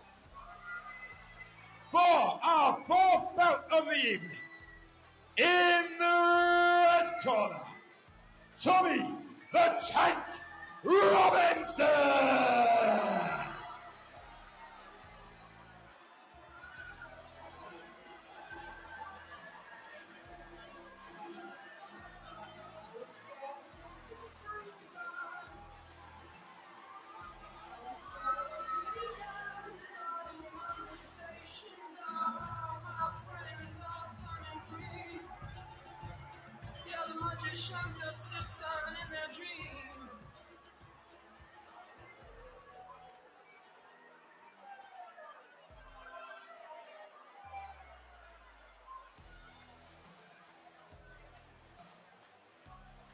And in the blue corner, with the least thought through nickname of the evening, George, don't make me Angier.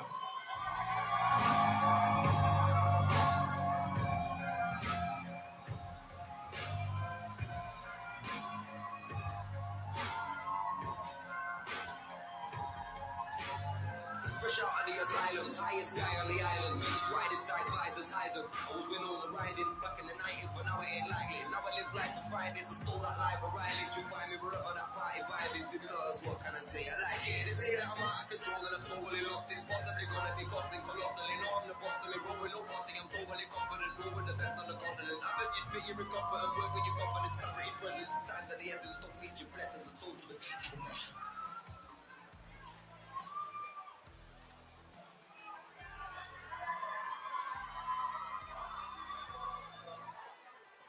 So the fourth fight of this evening, and my last fight as lead commentator has just been announced, and both fighters are in the ring, looking physically dominant, both of them. We have Tommy Robinson in the red corner. He's studying engineering at Trebs College. He was born in Dublin, but he was raised in a village in a village near Cambridge. He stands tall at 5'10", and he's 83 kilograms. Now, it seems like we've got a bit of an inside knowledge here from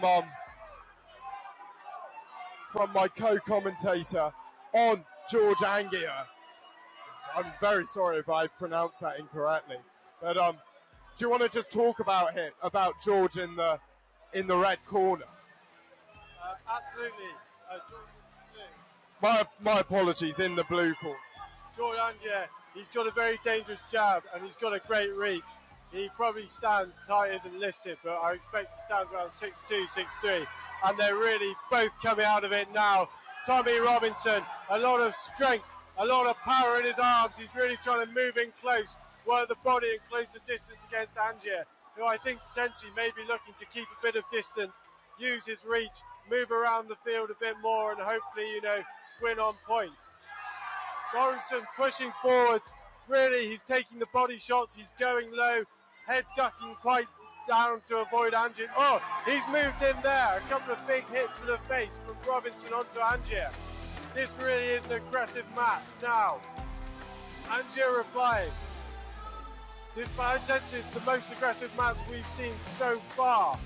Both fighters still looking strong. Having exchanged really quite a strong flurry of punches in the opening minute. Opening minute is over now. Got 1 minute left of this round, and as you heard from my co-commentator, there's a lot of heavyweight punches being thrown by both. Tommy Robinson seems to be extremely agile in the ring, using a lot of footwork, so it'll be interesting to see if he tires. He did just get a huge right hook.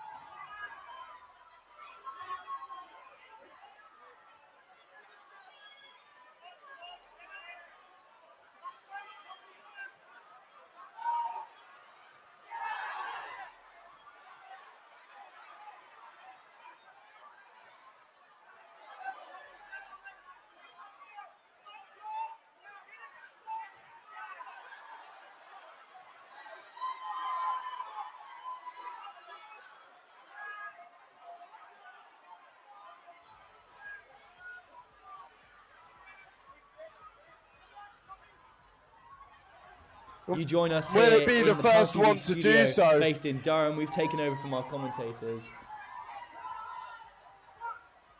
I'm going to pass the mic back over to my co-commentator. He seems to be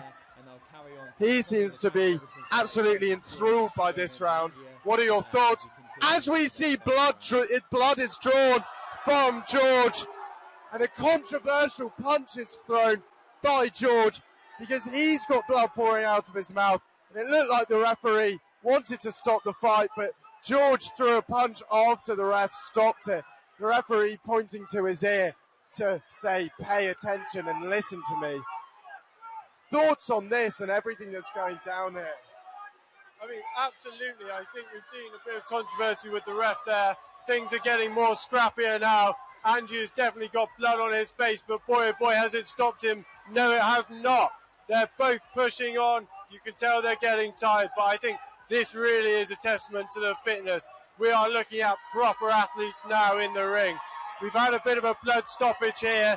This doesn't necessarily mean the end of the match. However, we're just seeing Angie being treated in the corner. I think what we've really seen now in that second round, Angie adapting more to Robinson's style of fighting, customizing himself with that sort of close quarters, brawling, low kind of body shot style, and really responded to it rather well. It seems he's still being treated now. Robinson getting a chance to catch his breath. He was looking dangerous there, you know. They've been in for the clinch a few times. Both fighters seriously putting everything in. The medical expert has given the go-ahead. They're able to continue the third round. Tommy Robinson and George, they're both resuming the fight, and there is a huge punches. George has Tommy on the ropes. The fight's been ended. I'm not sure if it's been ended by technical knockout or if the time has just come to an end. George has Tommy on the ropes, though. We've not seen that so far. That is a huge statement from George to get his opponent on the ropes and really push him right to the limit. Thoughts from you, Megan? I think it's really interesting because Tommy Robinson said that he describes himself as a honey badger because he's not afraid to fight opponents much taller than him, and I think we've definitely seen that in his fight against Angia. Even when he looked tired, he is going full for it. He is not afraid to punch a taller opponent in Angia. Absolutely. That was a thrilling boxing match just then, and it actually went the distance, so I believe we'll have a bit of a tense wait whilst the announcer says who won each round. The announcer has the referee's score count. I'll let Ladies you listen and to him now. gentlemen, blood is flying, but there is only one winner by unanimous decision. In the blue corner, George Angia!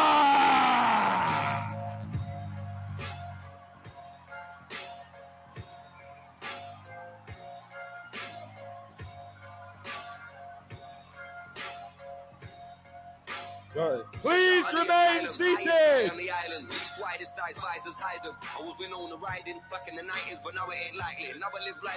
So, George was the winner of that round. The taller man beat the smaller man, but both put in an absolutely stellar performance there. So impressed. And that was Ladies the and first gentlemen, fight to make the please distance. remain seated. The security staff have enough to look at without babysitting you. However, as one fight ends, another must begin. I'm now going to hand over to a different commentary And team. so we move. So thank you so much for tuning in with us tonight. And make sure you stay listening for the next fights that are following up. I'll talk to you all later. And the Honorable Ambrose!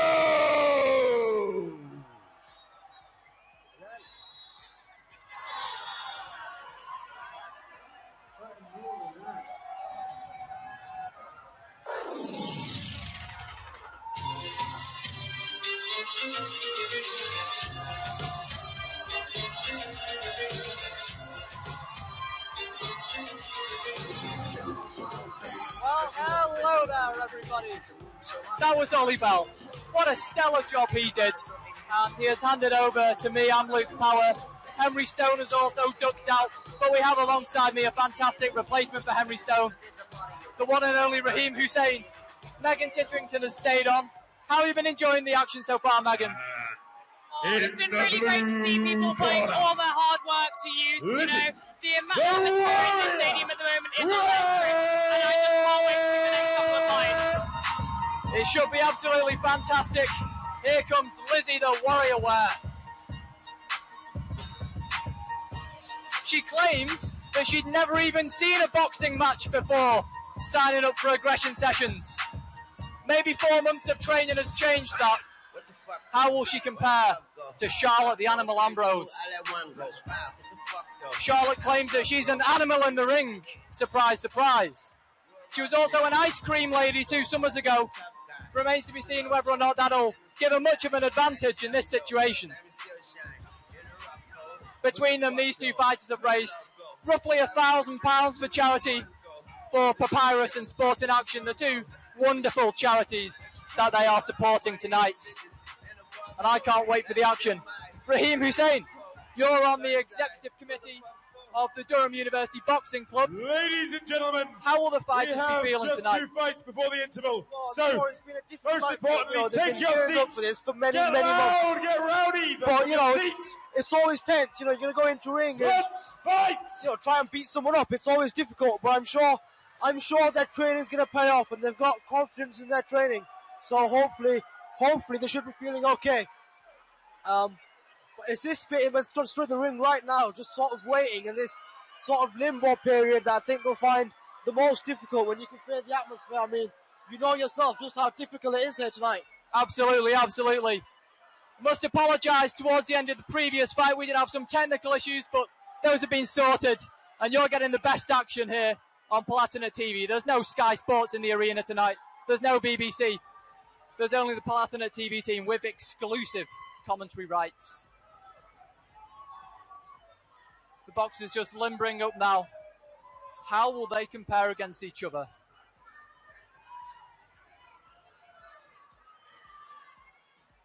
Lizzie Ware said that she wanted to come into aggression sessions to meet new people, to meet lovely people, she told one of our producers. I don't think those sort of characteristics will be coming across in the ring this evening. And it looks like we're almost good to go now.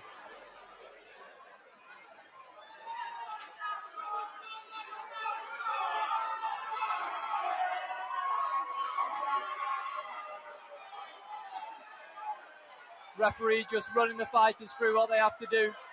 Remember, these are all amateurs. All stepping up for something new, and away we go in a few seconds. And in the meantime, ladies and gentlemen, keep an eye on our poll. Let us know how great Luke's doing so far tonight. And we are off. Punches already flying. It's a good start from both of them. Couple of connections to the head. Lizzie Ware really moving in there, just trying to establish the dominance. I think it's interesting to see how Lizzie's sat here trying to maintain a distance and keep her fighter at a safe distance to protect herself so she can attack at the same time. What do you think, Luke? Well, they're certainly not pulling any punches at the moment. I think, they're going all in. There's no reservations in this situation, is it, Megan Titterington? No, they are not messing around. They are going straight in, They're midway through the night. They're obviously really nervous, but they've got this adrenaline and it needs to get out of them. Indeed. Well, backstage, reporter backstage, Sophie Garner, was saying that all of the boxers were very nervous. It's not coming across at the moment. This has been a feisty opening minute of the first round here between Charlotte Ambrose and Lizzie Ware. Yeah, definitely, and it's great to see how they started off the round quite active and they've now slowed down. Now they've got a bit of a feel for their opponent, taking it nice and easy. You can see Lizzie Ware eyeing up her target, trying to work out when she can attack. She's really got this. She's really trying to control the fight and not let her opponent get the better of her. Yeah, not many body punches at the moment. They're mostly keeping the action up high. Obviously, they do have the head guards, but we've already seen the damage that has been caused tonight with the stoppages. And that was a great punch there through the defences from Lizzie Ware. And there are the body shots. Firing them all over the place now, coming into the last 20 seconds of the round. here on Palatinate TV. I can see in our chat that someone has said that they think the ref is a very cute man, and I must say I do agree. He is a wonderful man, but not as good as the boxing talent we're seeing in this ring at the minute. I think it's amazing how these two wonderful fighters have been here for 4 months. After 4 months of training, they're in this ring, and that's the end of the first round. What do you think it's been like so far, Luke? I think it's been a fairly even contest. I think both fighters are really confident in their abilities. They've obviously had training from Alice Craig, who is one of the executive committee on aggression sessions, and we were speaking to her before the event, and she was saying, these aren't amateurs now, these are seasoned boxers in their own way, and we've certainly seen that so far this evening. Megan Titterington, what did you make of that first round? I think they both looked really calm and collected, which is nice to see. You know, this is a really intense environment, and this is something they've worked really hard for, so it's nice to see that they're taking their time, they're thinking about what they're doing, and they're making sure that they're comfortable, basically. Absolutely. Also to all of our parents at home watching and to see their kids hopefully not get knocked out, please do leave some comments. We can shout people out. We're really keen to hear from you, whether or not you're enjoying the coverage, whether or not you're enjoying the action. We will do special shout outs for you. And I think it is great. And as the second round starts, it's great to see how both of these fighters have collectively raised over £1,000 for these charities. And they've come into this second round really going for it. I mean, they're not pulling any punches, are they, Luke? They're really trying to get under each other's skin and really fight here tonight.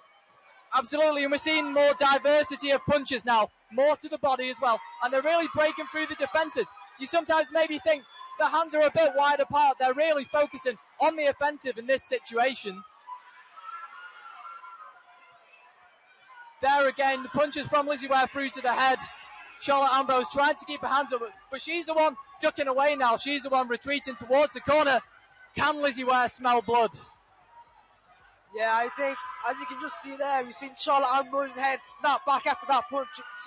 It's so scary in the ring, just feeling those emotions, not having control over what's going on. But I think Charlotte is starting to feel the pressure now as Lizzie sort of circles in and tries to go more for the attack. Well, she did reference to us beforehand that she has a mean jab. She's certainly proven that so far. The referee's just brought a stoppage to the fight there, but we are continuing. And rightly so. It's been a fantastic fight so far. Good defence there from Charlotte Ambrose. She's got really good movement. She's moving around, making use of the space here. And I think it's amazing to see how Charlotte is, is carrying on. She's got that fighter's spirit within her. Before the fight, she told us about how she wasn't wanting to do this as she takes a barrage of punches from Lizzie Ware. She was always scared of breaking her nose as she's sanctioned by the referee there for spinning around in the ring. But she was scared of breaking her nose, and last summer she got her nose broken when she was kicked by a horse, and that's what's given her the courage to come here today. And we can see it in the ring. She's still going on. She's still defending herself under this barrage of punches from Lizzie Ware, and she survives the second round as she gets back to her corner. It was a fantastic round from the two fighters. You would think we'd see them sagging by now, as Ollie Bell was saying before. These fights might sound short, but they're really not on your feet the whole time, jogging around, trying to throw the punches. I don't think I could even throw one. I've got so much admiration for the fighters tonight and so much energy that they're bringing. And they must just be feeding off the audience. We're seeing banners going up in the audience in support of both fighters. Friends and family have literally travelled across the country through the storm to be here for some of the fighters tonight. And they will really be feeding off the support. Megan Titterington, how much can that support and affection mean? Does it add pressure? Does it release pressure? I think it's almost the same emotions at the same time. It's great to know that your family's there and your friends are there in the audience, but then you want to impress them. You want to show up for your friends and family. So it really is just a mixture of emotions for them both. Absolutely. We're just seeing a poll come through on YouTube. Are you enjoying our commentary so far? 75% of you said yes. That's not enough. We really need to boost that into the 80s or 90s. Please do keep voting. I'm glad the majority of you are enjoying it, and we'll try better for the ones who aren't. Coming into the final round here. Lizzie Ware again targeting the head. Charlotte Ambrose on the move all the time, backing up. You can see her head recoil there. And that's the referee stopping the fight. He's doing the count. You can see the fingers. And it looks like the fight is continuing. Off we go again for the 4th time this fight. But here we go. Lizzie Ware really firing through there. This is electric performance from Lizzie Ware right now. She is indeed a warrior. Charlotte Ambrose under pressure. And the referee seems to have called it here. Raheem Hussein, how do you reflect on that fight? Yeah, I think it's a fair decision. I mean, let us know what you think on the poll or on YouTube. But I think, throughout the last couple of rounds, we've seen Lizzie really dominate. And obviously, the referees, the ringmen, they've got a duty of care to these fighters. They've got to make sure they make it through to the side. And I think it was quite clear at this point that Charlotte was just taking the barrage of punches. And I think he made the right call stopping the fight at this point. Indeed, but we have to say what a fantastic effort there from both fighters. Both volunteers who'd maybe never thrown a punch before in their life. They put themselves through the paces over the last few months. And hasn't it shown? What a fight we had there. The two holding the ref's hands now. A sign of unity this evening. Pretty sure we'll get the results in the coming seconds. Obviously the judges are looking for fast, clean punches, a good defence, ring generalmanship, things like that. How do you control the fight? And here we have the MC. Ladies and gentlemen, your winner by way of stoppage in the blue corner, Lizzie Ware! Lizzie Ware wins the fight. There we go. And we move on now to another male fight, the final before the interval tonight. It is George Left Right Good Night versus Ollie Hospital Ward. So much anticipation there must be backstage. So much preparation going into this. Raheem, you want to come in now? Definitely. I mean, I was at that training session on Wednesday. I saw these guys train. Our final fight before the interval. Earlier in the round. Take your seats. Take a breath, because this one will knock you down. In the red corner, George, the Left Right Good Night. I mean, George, Left Right Good Night, an excellent fight. I never stepped into the ring before. This is the first time I'm seeing him step into the boxing ring. Well, he compares himself to nobody other than Andy Ruiz Jr. He says he loves chocolate and fajitas, and that's why he makes a comparison. I don't know if Ruiz will be so flattered by that. You can see, look at his hype men there outside the ring, really trying to get the crowd going. The crowd are really enjoying it so far. It is a boisterous atmosphere, people on their feet, roistering with the alcohol. Ollie, the Hospital Ward! Ollie Ward, here he comes. He compares himself to Joe Frazier. He says he's aggressive. How aggressive will he be? Aggressive, I know he's a man.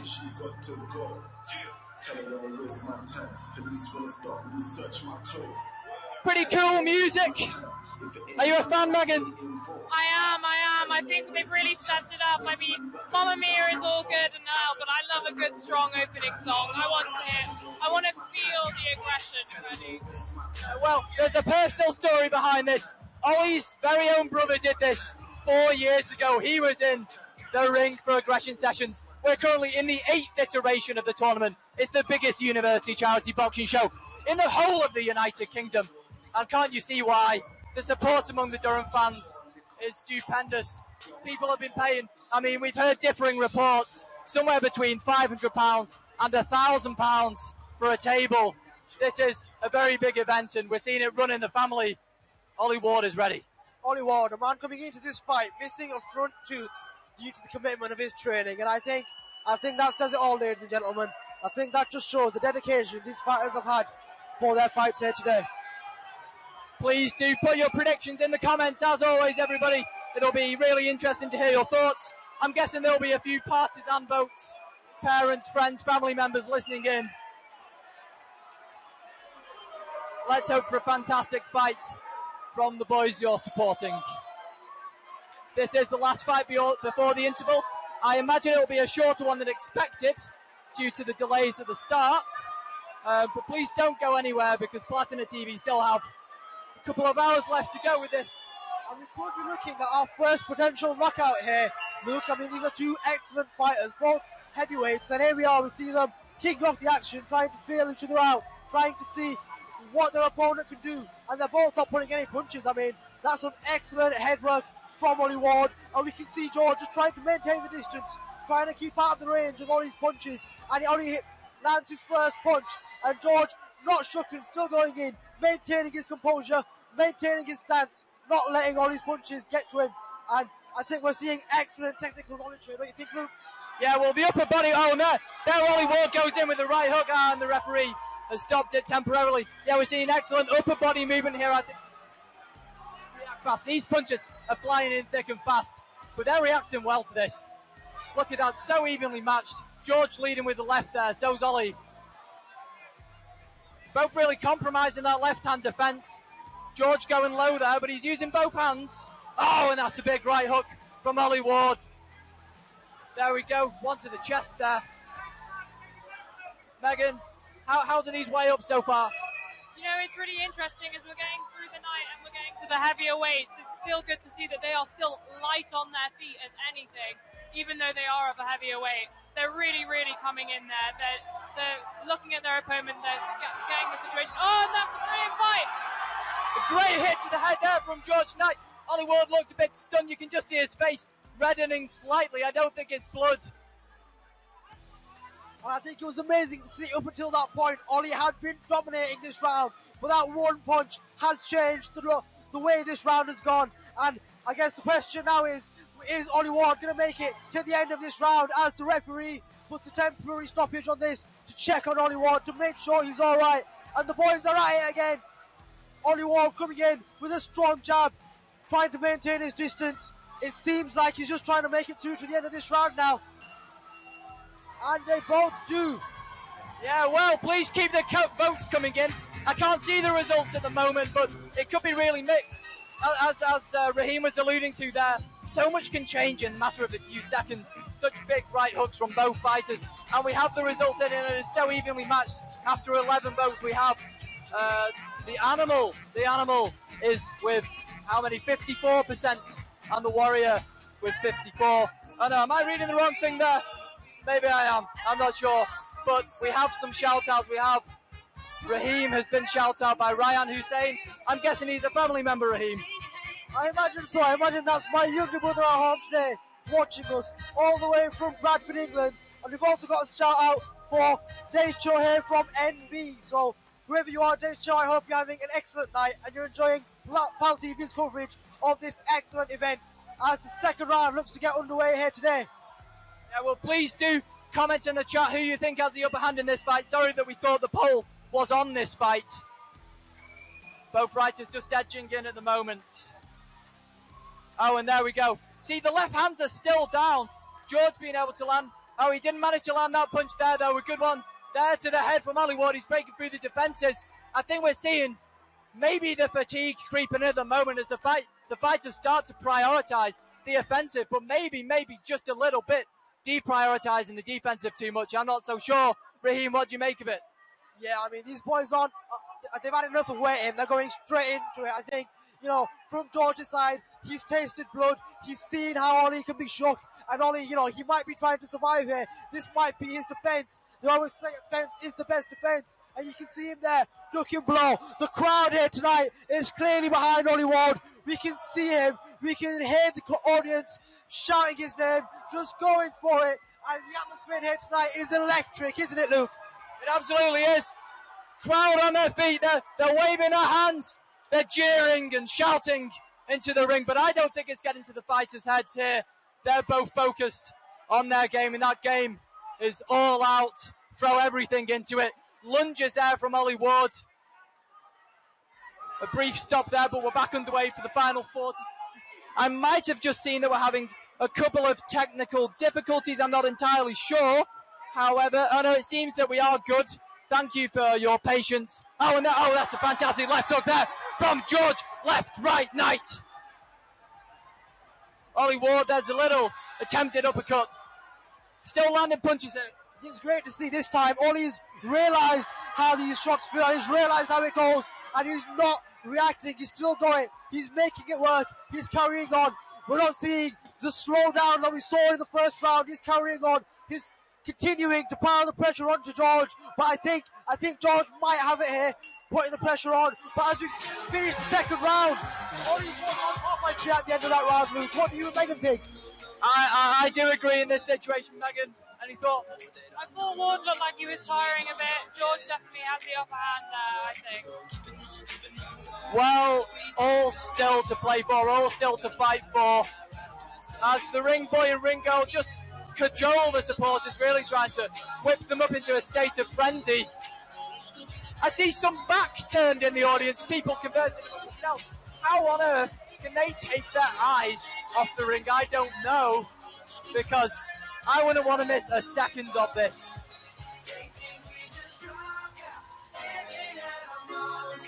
And here we have another shout out for the fans behind Hospital Ward. 12A Labumbum are supporting Ollie Ward here tonight. As a special shout out from Finley Yates.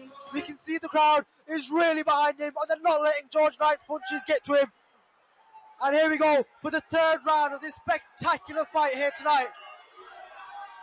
Thank you for that, Raheem. Thank you for the shout out, Finley. Channel all of your positive energy for Ollie Ward here. Ollie Hospital Ward. Let's hope he doesn't end up in hospital. I'm pretty sure he won't. We do have a medical team on the scene if that was needed. But, I mean, both fighters doing so well here. Still maintaining that stamina. Punching from range as well. Oh, there's a push from George, just trying to relieve a bit of the pressure. But as we're seeing such a diversity, a multiplicity of different types of punches. Nice connection there from Ollie Ward. And we are to resume the final 80 seconds of this fight. The final 75 seconds now of the first half of the evening. We have 5 fights coming up after the interval. You wouldn't want to tune into a different channel. I'd keep this YouTube stream right on if I were you. That was a big punch there. Oh, Megan, what do you think? That was a huge one from Knight. You saw Ward's head just completely whip round. Yeah, there's no chivalry from the Knight this evening. He doesn't really care how Ollie Ward's feeling. There's another blow to the head. Needs to keep his hands up, Ollie. Both fighters do, to be honest. Great hook there from Ollie. Yeah, definitely. I think Ollie's starting to let his defences slip a little bit. I think that is why the referee cautioned him there for a second. He was warning him again now, defend yourself. George Knight just told off for a hit behind the head on Ollie Ward. But the fighters are carrying on here today. And that's a huge shock. Both of the fighters not really defending themselves anymore. They both just seem to be trying to survive this final round with some powerful shots from George Knight. Ollie Ward coming back with his own. And this is an excellent show of boxing. Both fighters on it tonight. And Ollie Ward is against the ropes. We've already seen one nosebleed this evening. Are we going to see another? Because now it's just glove against skin every single time. There's no glove on glove action for sure. All the punches getting through. Wow, what an offensive fight. What an attacking fight. What a fight that absolutely pulled no punches. Just see the coaches in the corner just fiddling with the heads of the fighters. I think just trying to recompose them. You can see Knight panting there. I think it's great to see how both of these fighters, you must remember, they're from the same gym.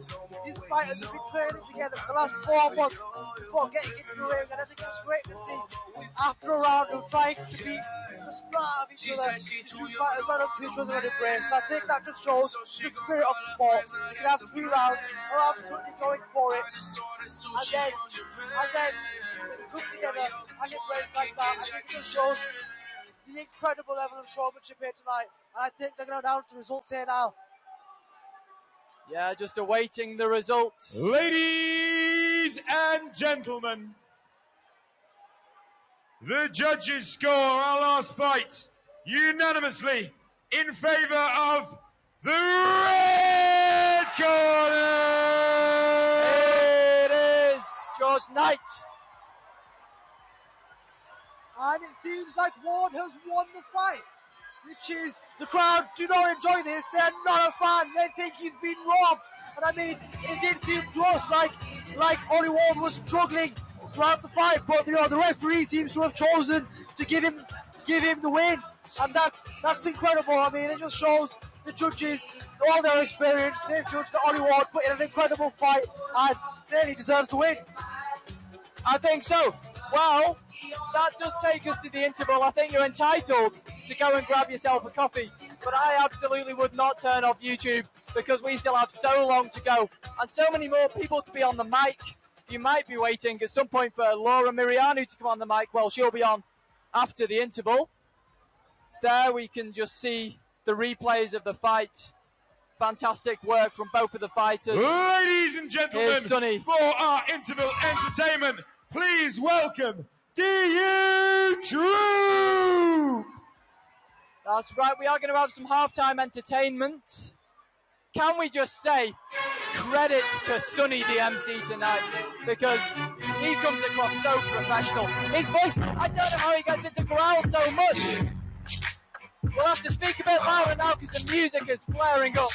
And we see here the DU Troop team. I'm not entirely sure what they are doing here, but as we can see, they're setting up something that does look like it's going to be absolutely incredible. I mean, you can see both of them here, all of these lovely members of DU Troop putting together something for the crowd here tonight, and the atmosphere is electric, isn't it, Megan? What do you think of the atmosphere here tonight? I mean, it's absolutely incredible here. It's honestly like a disco. Everyone's up, everyone's dancing, everyone is so in support of what's going on. And it's so great to see that the support is just continued, not only when it's in the break time, but in the matches. Like, it's just unbelievable in the arena today. Yeah, definitely. We're seeing a dance performance here for the crowd, and the crowd seem to be loving it as they go away to get their refreshments, to get their drinks. And I think it's great to see the quality of fight you've seen tonight, Luke. What have you thought of it so far? It's been a fantastic event, and we'll just recap what has been going on so far. So, of course, in the first fight, we had Kirsten Wilkes against Pete Sankrakona. What a way to start the evening, and it was Kirsten who won. It was stopped early in the third round due to an injury to the Queen Bee. But hey, Queen Bee, she still comes out of this as a Queen Bee because she put in a fantastic effort there. Moving on to the second fight, we had Archie the Bulldog Baldock against Pete Stranger Ryle. Pete won by stoppage in the second round. Moving into the third fight, it was Alice Andrews against the Danish destroyer, the one and only Amelia Crick. Amelia that time lost by stoppage. It was Alice who came out on top. Third fight in a row there that we saw for stoppage. Moving into the fourth fight, the final one that Henry Stone was on as a co-commentator. Shout out to Henry Stone. Well, Tommy the Tank Robinson, he didn't win. It was George Robinson. George, don't make me, Angia, who won against Robinson. What a win for George. In the fifth fight, when we took over, it was Charlotte Ambrose against Lizzie Ware, and it was Lizzie Ware who came out on top. And last but certainly not least, the fight that was perhaps the most explosive in terms of just raw strength. It was George Knight against Ollie Ward, with Ollie Ward winning on the points. Fantastic work. I think it is an excellent show of everything that's happened here so far. I mean, you were in training on Wednesday, with the media and we saw all the effort and all the hard work they put into this. So I think there will be some difficult emotions backstage tonight. But, I think it's incredible. It's incredible how they're back there and they're all together as this one huge team put this show together tonight. It's all incredible for them. And I think it shows an amazing level of community.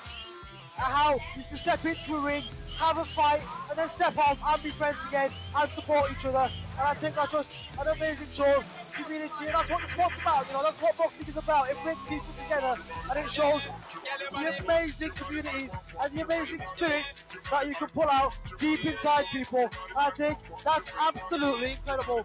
What are your thoughts on it, Luke and Megan? I know you're not from boxing backgrounds, but what do you think of the spirit we've seen from our fighters here tonight?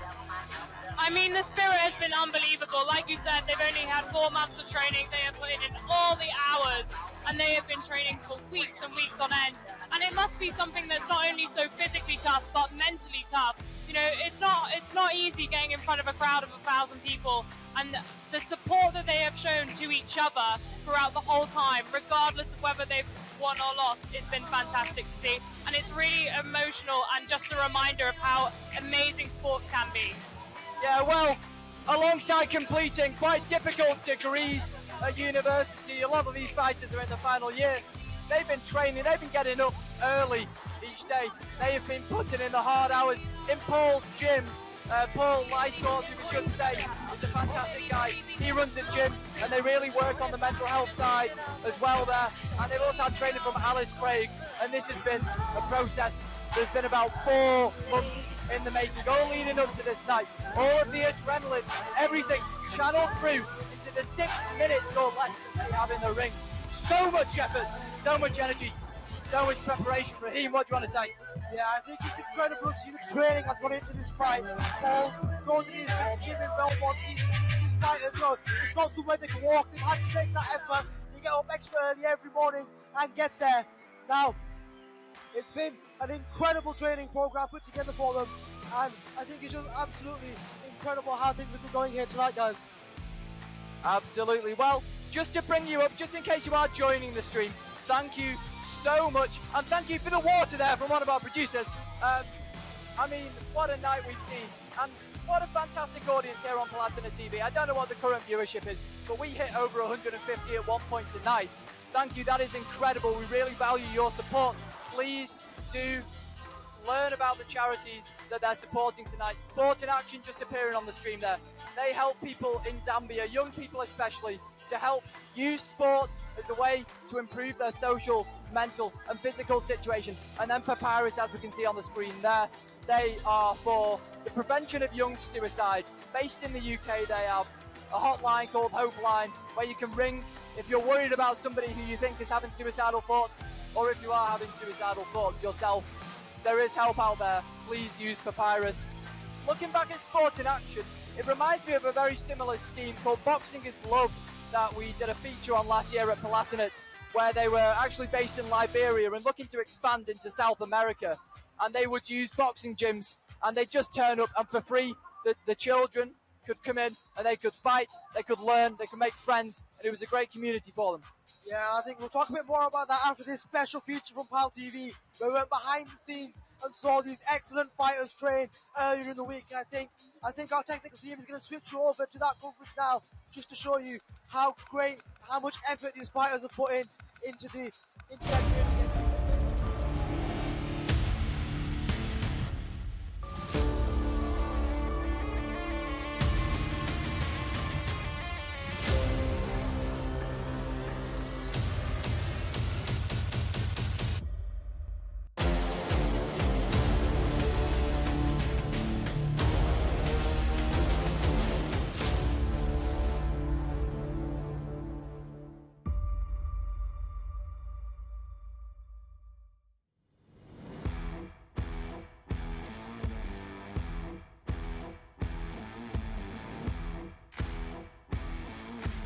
My name's Paul. I've been boxing for over 35 years now with boxing and coaching. We've been working on the aggression sessions now for the past 7-8 years. Hi, I'm Alice. I'm the boxing coach for Aggression Sessions, Spar 8. I've got about 3 years boxing experience. Some of the university students that we take has been really good. They're disciplined, they've listened to everything I've asked of them, they've joined in and done the training. No questions, no arguments. If I say do this, they've got straight on and done it. And it's been a pleasure. We've gone from down here up to here in 4 months.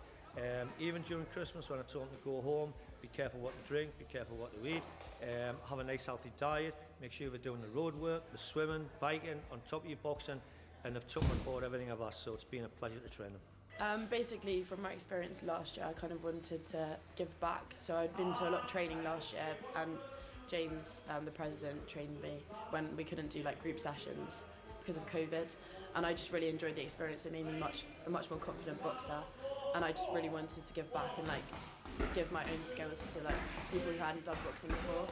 because I'm quite passionate about everyone being able to do boxing, so I wanted to put that into my role. I think there's going to be some really exciting fights on tonight. Hi, my name's James. I'm the president for Aggression Sessions Spar 8. Obviously, COVID's been it's been a huge challenge for us, especially in previous years. I think probably the biggest challenge is actually the exposure we missed out on last year.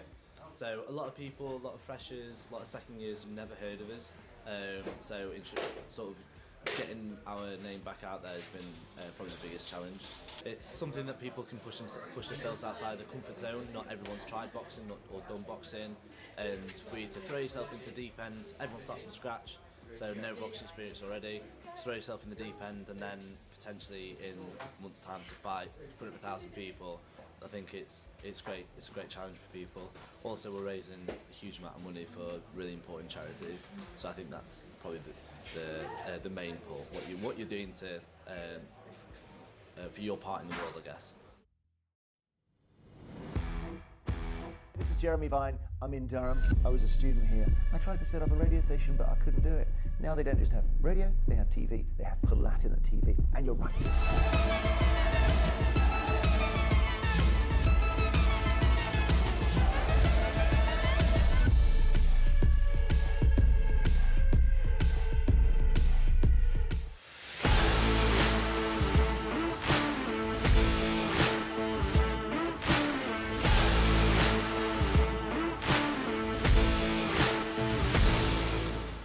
It's been a pleasure to train all the students. They've really put a lot of good hard work in. 4 months of grind is now coming together. I'm looking forward to seeing them fight on a night. They've listened, they're disciplined, the confidence is up. We've dealt with any anxieties that people might have before the fight. Hopefully it's going to be a cracking experience on the night. They come up here 3 times a week on a morning between 8 and 9 o'clock. There's been a really good camaraderie. It's for a really good cause, raising a lot of money for charity. So hey ho, on the night, I hope it goes fantastic. I think my favourite part has been just getting to know all the boxers and turning up to obviously it's tough waking up in the morning to turn up to training, but it's been really fun, and like I feel like everyone's really grown in confidence. So the charities, we were meant to fundraise for Papyrus last year.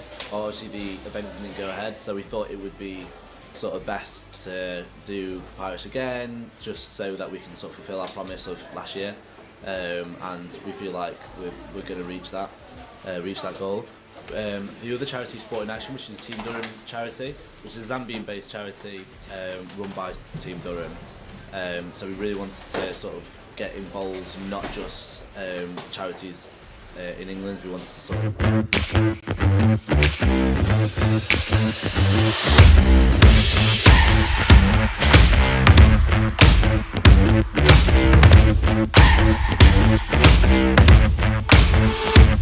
Hi, my name's Tom. I'm fighting in Aggression Sessions this year. I've never boxed before, although I have done karate for 10 years and I'm a black belt. I'm fighting at 83 kilos and I'm looking forward to my fight. Well, I've been wanting to kind of fight in a a competitive way for quite a long time. And I mean, it seemed like quite a good opportunity to do it for charity. And yeah, this year's my last year here, so it sounded like a good idea. I used to do karate when I was younger for quite a long time. I'm a black belt. But yeah, I thought I'd try something new in boxing and see if I could have some fun. It's been a lot of effort, to be fair, getting up early. The training's at 8 AM most days, so I have to kind of get out of bed. I cycle here at like 7:30. So yeah, it's made uni a lot more work, but it's good fun. It's worth it. My name is Amelia Crick. I'm fighting in Aggression Sessions at 62 kilos and 172 centimetres, and I'm a complete amateur. So I did some of the training last year, but obviously the event got cancelled, and I was keen to do it last year. I used to row a lot before I came to uni, and I kind of enjoy the discipline of training towards something and like training every day, and Aggression Sessions kind of provides that. It's also kind of nice doing something as an amateur and like learning a new skill quite quickly, because I didn't really have that when I was like kind of at the top of my game with rowing. So yeah, it's nice being a beginner. I think I got better quicker than I thought I would, especially over Christmas when I was like training at home at the kind of community gym. I got better quite a lot quicker. So yeah, I thought I was kind of going to go in the ring and have a bit of a scrap, but hopefully I'll actually have a good fight. So yeah, I'm feeling ready as I'll ever be. My name's Ollie. I'm fighting at 90 kilos and I'd never fought before. about this time last year? Well, I decided to sign up last year for the event, and then did some of the training at the beginning of last year because my brother did the event 5 years ago, and it looked incredible. I didn't manage to go, but it looked amazing, and he recommended it. And then I started doing the training last year, and then the event was unfortunately cancelled, so then I gave it another crack this year. Yeah, I'm feeling good about the fight. The experience has been really good, the training's been amazing. It's been quite a long process since near the beginning of the first term, so a few months. The training's been really good, as you can see, or maybe you can't, but yeah, the training's been amazing, the support's been great, fantastic. It's difficult to balance with work and stuff, but mainly the time isn't too bad because it's early mornings and everything, but just managing tiredness and stuff with all the training and working on top when you're tired is more difficult, but given the training's spread out, it's been manageable, it's been fine. Yeah, I've got my family coming up, so should be a good night after the fight, and hopefully I'll get through it. In the process of bringing this coverage together, thank you to so many of them. We'll just give a quick shout out to the people back in our Durham control room, based in St Chad's College. James Tillotson, the director back there, Aman Wadwa, Fan, Amy, and Matty Grasso, who is... Oh, we're starting again. Hello there, everybody, and welcome back. I hope you enjoyed our halftime coverage. Hope you enjoyed the documentary we've been putting together. That'll soon be released. We've had about 15 people at Palatinate TV involved in the making of not only this live coverage, but that documentary, the clips that you just seen. And they're not all presenters. They're people who work hard behind the scenes who don't get enough credit. People such as James Tillotson back in our control room. People such as Aman Wadwa, Wingham Fan, Matty Grasso, and Amy Haddo, who've been racing to bring these clips together, put them in an order that we hope is palatable and that you've enjoyed. And we are going to have a bit more discussion now. Hopefully not too many more adverts. I'm not a massive fan of adverts. We like to talk, don't we, Raheem and Megan? I think we'll start off, first of all, by talking about the charity side. But specifically a feature that we did last year at Palatinate, which is in some way related to sport in action. It's called Boxing is Love. An American man called Jason Scalzo working with young kids in Liberia and hoping to expand into South America to get young kids involved. Raheem, why is it so important? What can boxing provide to somebody that might have not been there in their previous life? What attributes does it give them? How can it improve their mental health? Definitely, I think boxing is one of those few sports that can really give someone structure. It can really give you, that sort of thing to build your life around. And as we saw, with the Boxing is Love charity, they work a lot in Liberia, which I think is statistically the poorest country on the planet, and they do some incredible work. So last year, Durham University Amateur Boxing Club, they did a fundraiser which a lot of the aggression sessions people were involved with. I remember James Nugent, the president this year, was a massive contributor. He put in so many miles, and we raised money to get a shipping container to help create a community centre, to provide a safe space for all those people in Liberia, to create a boxing gym where they can go and they can do something.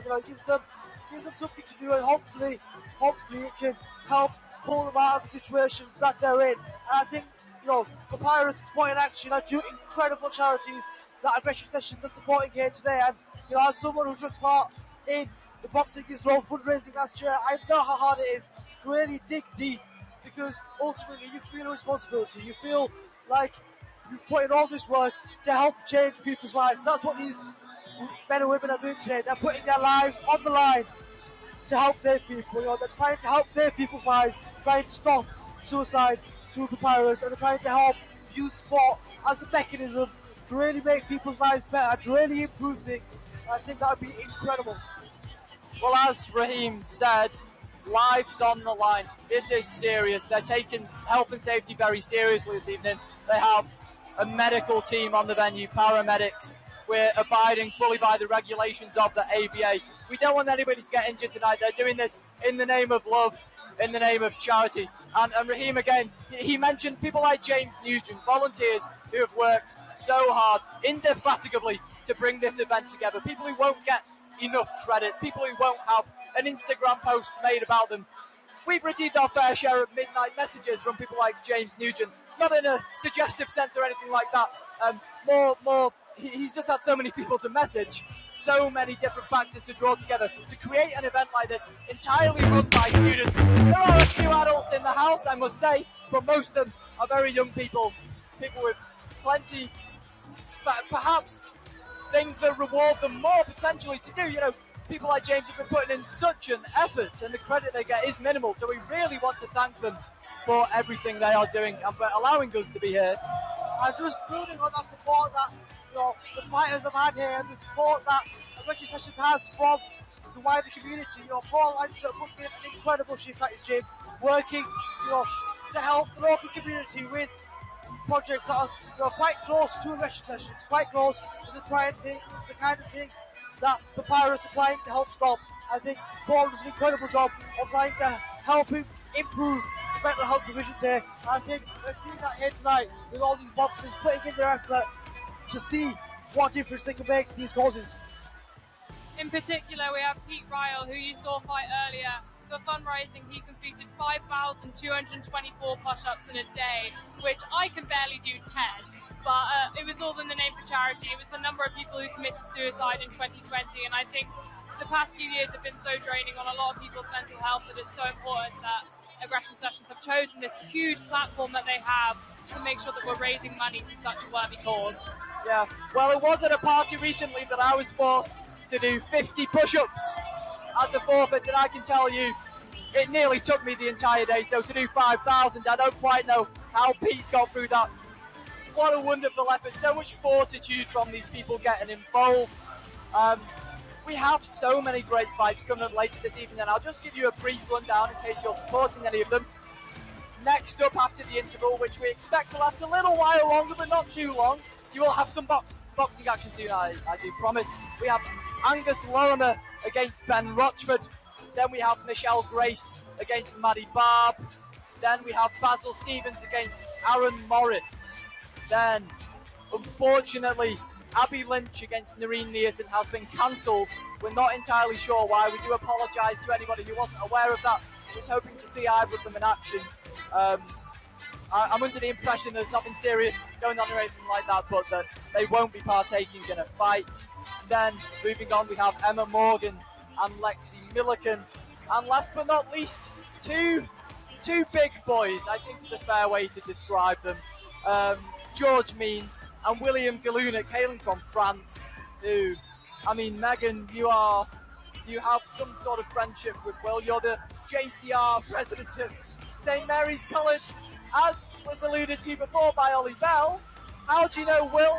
And is he a big guy? How big is he? Can you describe the enormity of the man to our viewers back home? So Will is big by personality and big by stature. He totally lives up to the whole big friendly giant.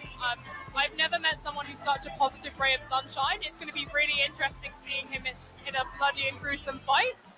But he is really lovely. I've worked with him a lot over the past couple of years. He's been a real keen person at Mary's. He's prepped.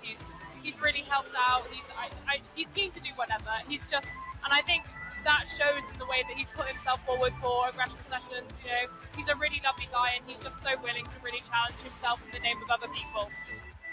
Well, he did tell us that he aspires to be like Klitschko. He didn't specify which Klitschko. I think it could be both of them at once, to be honest. He is a really nice guy as well. And so, thank you for everybody listening. That was a rundown of the fights that are still to come. I think we'll play a few more adverts or behind-the-scenes content in a bit, maybe in 30 seconds or so. I think. Raheem, do you have any more comments before?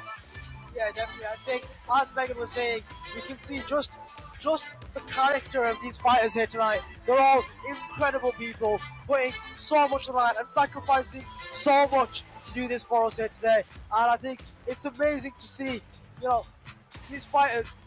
They all seem like lovely people. The people we interviewed throughout the week, Amelia Crick, Ollie Ward, all incredible people. Some of the kindest people you could hope to meet.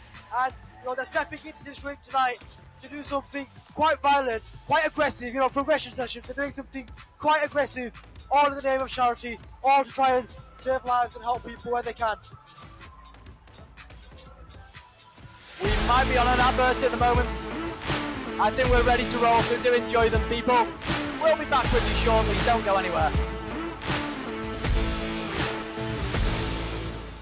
It's been a pleasure to train all the students. They've really put a lot of good hard work in. 4 months of grind is now coming together. I'm looking forward to seeing them fight on the night. They've listened, they're disciplined, the confidence is up. We've dealt with any anxieties that people might have before the fight. Hopefully it's going to be a cracking experience on the night. They come up here 3 times a week on a morning between 8 and 9 o'clock. There's been a really good camaraderie. It's for a really good cause, raising a lot of money for charity. So hey ho, on the night, I hope it goes fantastic. I think my favourite part has been just getting to know all the boxers and turning up to obviously it's tough waking up in the morning to turn up to training, but it's been really fun and like I feel like everyone's really grown in confidence. So the charities, we were meant to fundraise for Papyrus last year, but obviously the event didn't go ahead, so we thought it would be sort of best to do Papyrus again, just so that we can sort of fulfil our promise of last year, and we feel like we're going to reach that goal. The other charity is Sport in Action, which is a Team Durham charity, which is a Zambian-based charity run by Team Durham. So we really wanted to sort of get involved in not just charities in England. We wanted to sort of like have a global reach as well. Jeremy Vine, I'm in Durham. I was a student here. I tried to set up a radio station, but I couldn't do it. Now they don't just have radio, they have TV. They have PalTV TV, and you're lucky. I can talk about other health. I can run through some others, yeah. Yeah. What should we go for? What should I use? Is it a buoyant amateur? Like an intoxicating atmosphere. A very intoxicating crowd there. Yeah, I like it. Yeah, what the view from the bar is like. That'd be nice.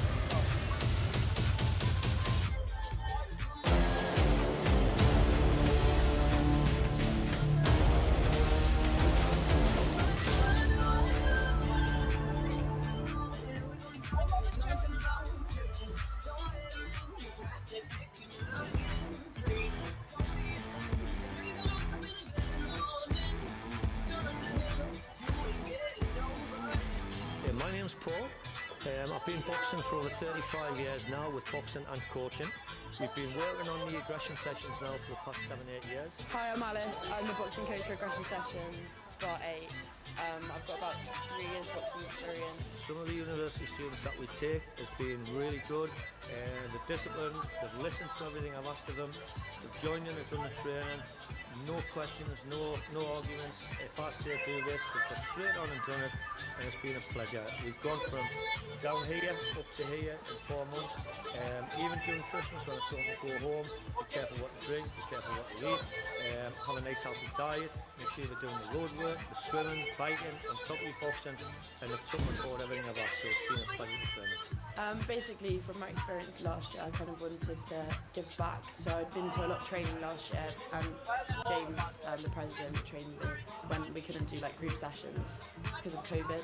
And I just really enjoyed the experience. It made me a much more confident boxer, and I just really wanted to give back and like give my own skills to like people who hadn't done boxing before, because I'm quite passionate about everyone being able to do boxing. So I wanted to put that into my role. I think there's going to be some really exciting fights on the night. Hi, my name's James. I'm the president for Aggression Sessions Spar 8. Obviously, COVID's been it's been a huge challenge for us, especially in previous years. I think probably the biggest challenge is actually the exposure we missed out on last year.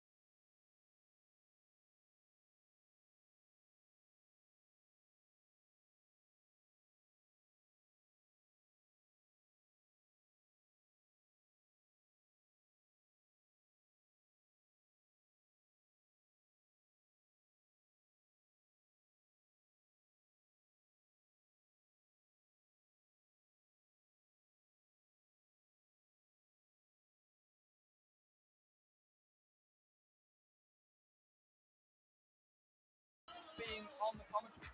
I've absolutely loved it, thank you, Luke. It's been a really good atmosphere, and it's been so nice to see it from this point of view as opposed to with your friends in the background. You see how much work and care goes into the show, and it was really nice coming in earlier just to, get everyone excited. Just to make her roll her eyes once more, Megan Titterington there, the JCR president of St Mary's College. She's enjoyed the evening, have you? Well, let us know in the comments. We want to hear from you. We're here. We're not only staring at the ring, we're staring at the screen. We want to hear from you. And if you're enjoying our coverage, don't forget to subscribe, get involved in the chat. We're all here waiting eagerly to hear what you guys think of it. And, above all of that, if you're enjoying what you're seeing here tonight, don't forget to donate. This is an incredible cause, it's an incredible charity. You can see Kay Rochford in the comments saying, "Go Ben." You've got a shouting, screaming Ducky, Big Kev, and Natty behind you. They're all proud of you and they all love you, Ben. You're doing an incredible job. And we're all so excited to see what they've got in store for us next. Yeah, absolutely. Well, just looking at the polls Could so Hamish far, Lorimer are you ready for the second half? 73% said yes, 26% said no. What does no mean? You have to be ready. You can't be anywhere else. Get out of the kitchen, get back on the sofa, and get back watching YouTube. Also, have people enjoyed so far? 100%. What an honour to hear that. I'm sure it's nothing because of us. I'm sure it's because of the fantastic, electrifying action we've been seeing. But we hope we have contributed in some small way to your enjoyment this evening. And just to run through the next fight, as we've already mentioned, Angus Lorimer and Ben Rochford, two guys. I actually know Ben Rochford. I did a bit of broadcasting with him on student radio in previous years. What a guy he is, what a guy. He was actually massively into horse racing. He never really mentioned boxing. Will he be betting on himself tonight? I don't know. Yeah, I think it's incredible to see, ladies and gentlemen, how these fighters are such different people in their real lives. Luke saying, Ben is probably at the races, and here he is tonight putting his life on the line. He's putting his life on the line, ladies and gentlemen, for these charities. And we can see the audience. I'll just stand up for a second. We can see the audience are gearing up. They're so excited. I can see some familiar faces in the crowd, and they're all so excited. They're all eagerly waiting, cheering at the MC, begging to see more action here tonight. And we're in for a good one next. We're here to see Angus Mongoose Romier against Ben, the baby-faced assassin, Rochford. And I think it's been an incredible night so far, and we're here to see some more incredible fights. I think these are both big guys. Ben Rochford, whose only previous boxing experience was having seen the Rocky film, and here he is tonight. And it's a very similar experience for most of our fighters here today. Ben Rochford, a man who loves toasting. Are you ready for fight number 7? We are ready. Give it to us. In the blue corner, Ben, the baby-faced assassin, Rochford! That might be the best response from the crowd we've had tonight. Arms flailing in the air as you see Ben Rochford walking out, swinging his arms around. He's not only baby-faced, he's a man showing confidence. Look at his hype men come out there. Ben Rochford has got a big following here at Rainton Arena, and he's got one back home. His family and friends watching on. Wow. Well, just to introduce you to somebody who's going to be the main commentator later, but our co-commentator. Hi, I'm so excited to be here and ready for this fight.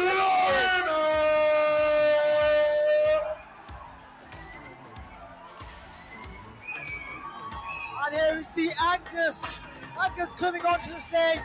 You can see he's all wound up. He's excited. He wants to be in the ring. He wants to fight as he makes the long walk down from the stage into the ring. The MC holding open the doors for him as he goes to his respective corner here today. You can see Ted Stewart in the comments saying, "Good luck, Ben, mate. He loves you. Ben seems to be very well supported here today." Make some noise and take They are very some well supported. seats. You say it was a long walk for Angus Lorimer. It would seem the man actually lives in Liechtenstein. We did do thorough research on social media to find that out. We hope we're right. If we're wrong, it was still a long walk for the man to the arena. I'm not sure about the Mongoose nickname. I don't think that strikes fear into the heart, does it, Laura? What would your nickname be if you were a boxer? Oh, my nickname would probably be Laura Dracula Murano. Why Dracula? Well, firstly because I'm Romanian, but also because I might be feisty on stage, I guess. Feisty on stage? Well, we'll certainly see whether or not that bears out over the course of the commentary. Laura's been working so hard tonight. She's been backstage. She's been mingling with fans, getting them to sign up to PalTV. We recently hit over 300 subscribers this evening. If we could get that to 3,000, that'd be even better. And she's also been backstage, saying there's quite a tense atmosphere. Yeah, no, it's definitely tense. I did not want to stay there for long because I wanted them to be in the right space. But I was quite talkative to the audience members who are very excited, it seems, tonight. They are, and we've kicked off already. The punches flying in. Looking light on his feet there, Angus Lorimer just ducking and diving, using his feet very well. Getting away with the ref there for a second. He's got such good control of the ring. Even the ref's having to get out of his way. And some incredible headwork. And he takes a shot and he comes back with one of his own as Ben and Angus go for it. This is one of the most incredible fights and the most incredible rounds of boxing we've seen so far. As Lomier goes for the clinch and the ref has to separate them. I wasn't expecting the clinch there. They were just going so front foot forward there. It was a stupendous start to the fight. Over there again, great right hand from Angus Lorimer. Ben Rochford is defending well though, he's using his hands well, and he lands a few clean punches there. Angus Lorimer just ducking down to try and avoid them. Wow, what do you make of the opening of this fight? It's incredible. I mean, the arena here, it's split almost 50-50 between shouts of Angus and shouts of Ben, and the referee seems to have sent Angus back to his corner. He seems to have had a slight issue with his mouth guard, but that seems to have been fixed and they are back. Yeah, mouth guard trouble for the Mongoose, and we are back underway. Great left hand there from Angus, straight clean into the baby face. Will Ben be baby faced by the end of the game? Will he?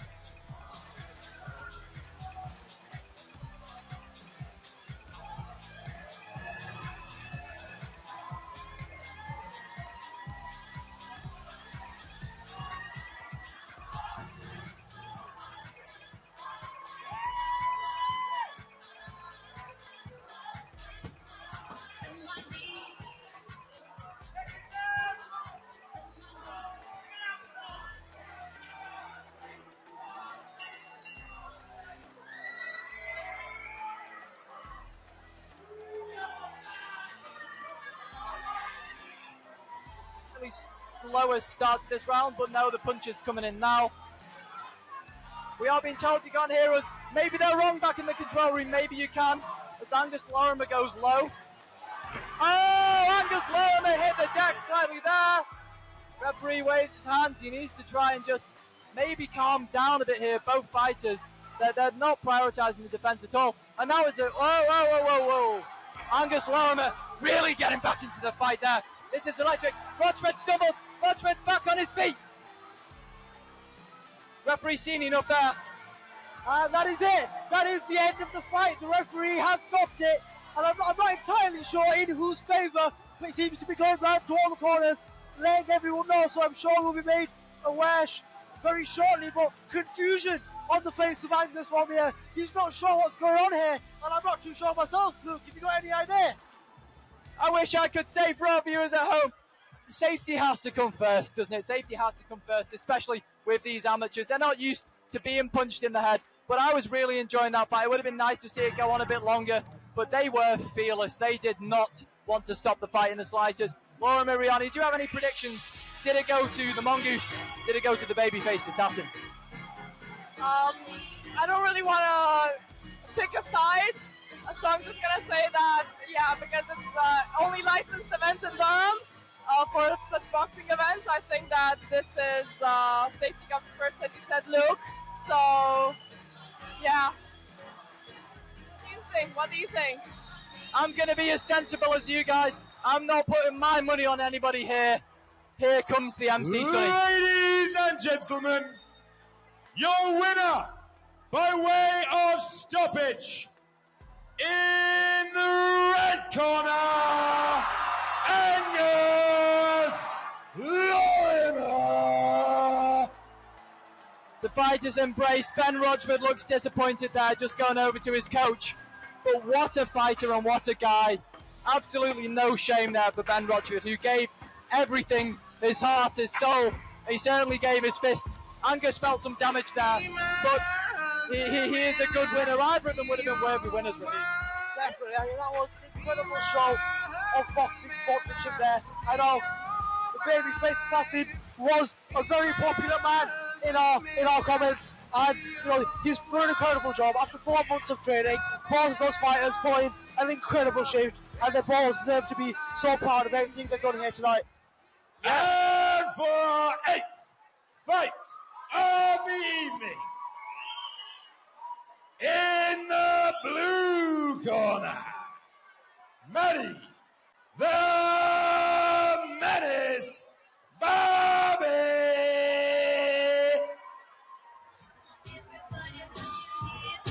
Here comes Maddie. She claims to have good defence. Maybe we should see some more of that this evening, as the fighters have not been very conservative, but Maddie backs herself in that respect. She tells us that she's raised over £430. What a wonderful effort from Maddie. There seems to be some delay. Is that Rihanna? I'm not very good with my music. Laura, do you know what this ring walk is? I'm not sure, but Maddie, no doubt, maybe she's dancing backstage, but she will be coming out soon. She's a third year at Grey College, hailing from London. Yeah, definitely, and that's always an issue with events this big. You know, it's really hard to know what the individual fighters are feeling. And you know, she's probably just warming up, doing her last bits of prep, really trying to get into the zone before she comes out in front of this electric crowd here tonight. And she puts on a performance that really she should be proud of. Before she gets out here, we can already tell you they've done an incredible job, and they do deserve to be proud of everything they do here tonight. Just stepping out onto that stage and into that ring is an incredible achievement in of itself. Don't you think, Laura? I mean, you were there backstage. How do they feel before they come out? Honestly, it felt exhilarating. It was honestly as if I were a fighter myself, although I have not gone through all the hard training that I've witnessed when I interviewed them on Wednesday. So I definitely have to give them that credit. I guess it's very difficult for them to balance out beauty and also training. I cannot imagine doing that myself. Plus, the Rihanna song is just not a bonus. Yeah, well, I don't think it's Rihanna. In the end, I think I was wrong. Sorry if I misled anybody there. No disrespect to whoever on earth sang it. I do recognise it. Maddie Barbet is yet to appear. Oh, here she is. Here she is with a hop and a skip and a jump and a few jumps. And now she saunters down towards the ring. Maddie Barbet, her entourage behind her there, waving some sort of... I can't see what it says on those sheets. I'm sure it says something like "Go Maddie." The anticipation was murder. In the red corner, I'll just let Mr. MC speak, and then we'll run you through some things. We shall give them hell, Greg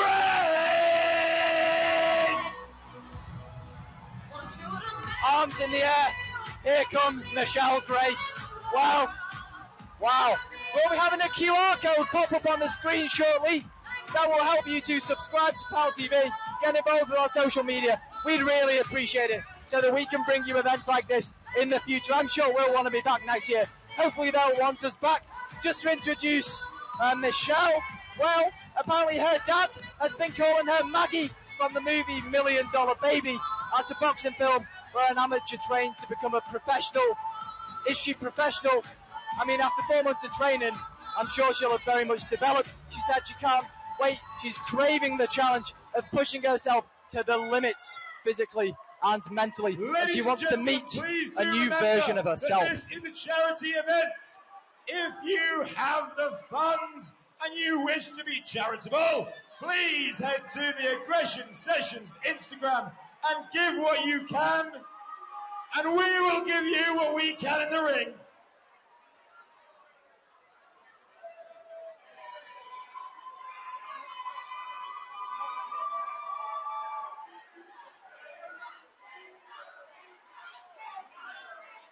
The coach is just running the fighters through the final few comments now.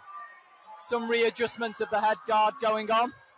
Certainly don't want them on the wrong way round. That wouldn't be very helpful. And I do wonder, is Michelle Grace's father watching tonight? He's been really involved, really supportive of the fighter throughout this process. It would be great to know if he was on the viewership as these fighters prepare to step into battle. We can see them in their final discussions with their kit men, the referee speaking to Michelle Grace, just giving them final checks, making sure they're all right. And I think the commitment to safety here is incredible as we see him come over to Buddy Bob's corner, check her gloves, make sure everything is within the legal limits, check her mouth guard, check her headgear, make sure they're all in a fit and safe state to fight here tonight. And here we are, it seems to be ready for action. Okay, we are very soon to get underway. £600 roughly raised between these two fighters, and now they get the chance to show their abilities in the ring. Final few things from the referee. Away we go. Yeah, no, I'm quite excited for this fight actually, so we'll see how it goes. We certainly will. First punch there from Michelle Grace.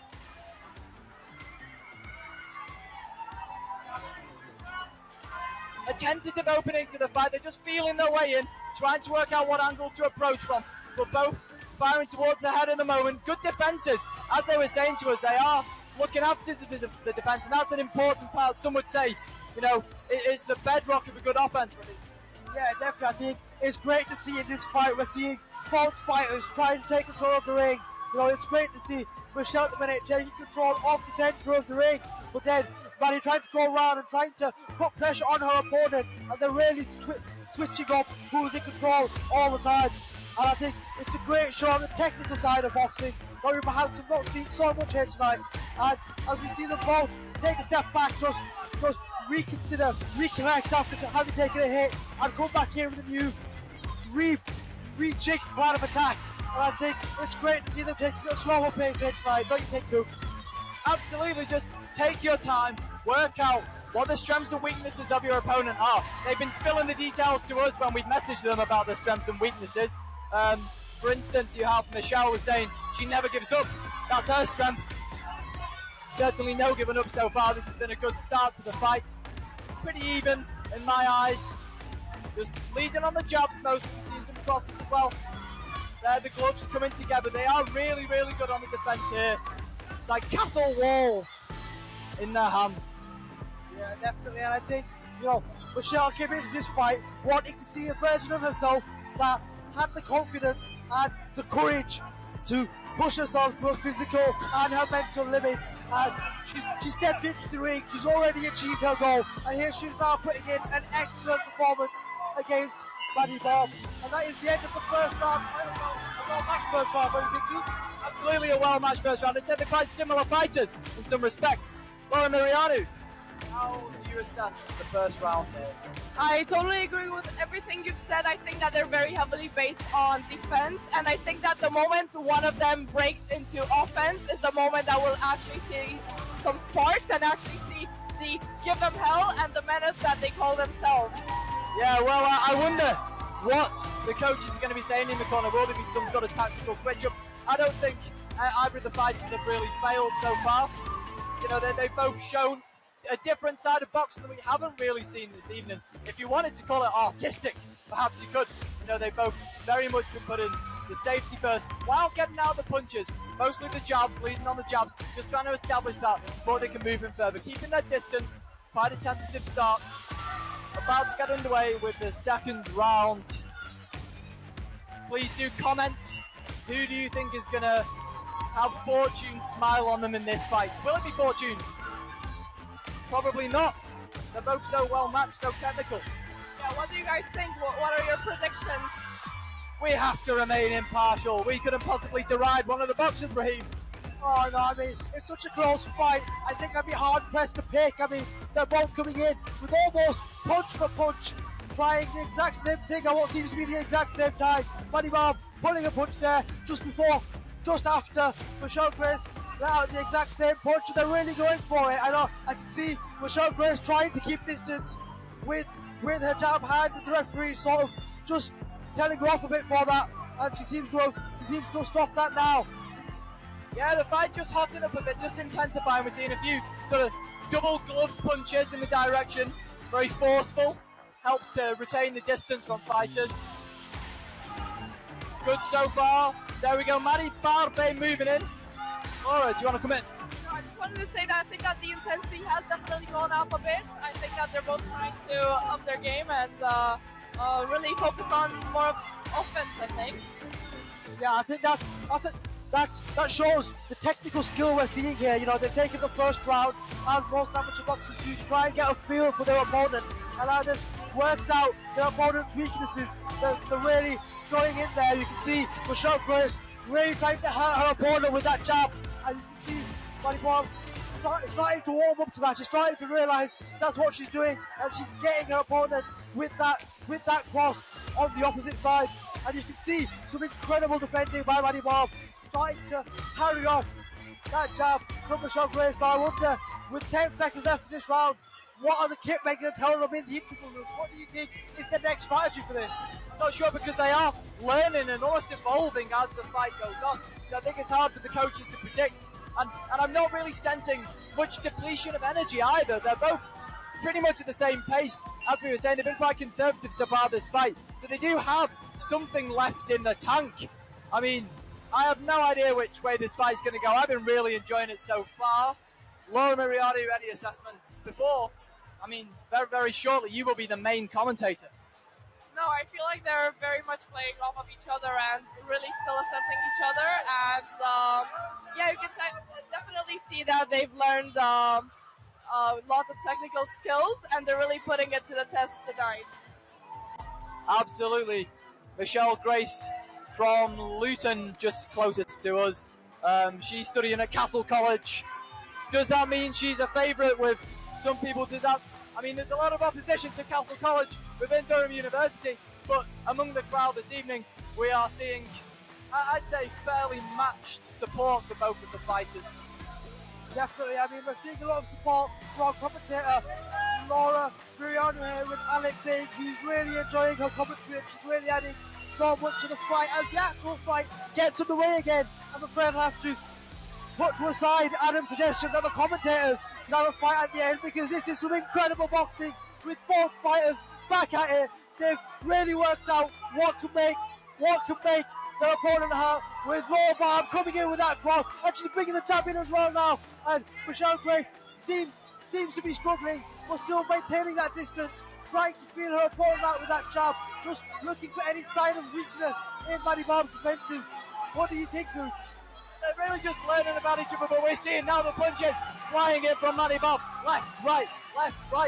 And Michelle Grace, I'm not going to say she was struggling there though, because she's flying back in, ducking away just there, but that was a wise move. Managed to avoid the brunt of the punch. What spirit these fighters are showing so far. The referee's counting, I personally think, Michelle Grace. Michelle Gibbon Hell Grace is good to carry on, and the referee agrees with that. And the Menace comes straight back in with a powerful jab. She's coming in with the cross, really punishing her opponent, making her recoil with that initial jab, and then really piling on with that strong cross that we just saw just now. Michelle seems to be backing off a little bit, trying to maintain her distance, but then she comes back with another incredible flurry of punches. I mean, I've no idea how this fight's going to go, Luke. They're both putting in an incredible performance here tonight.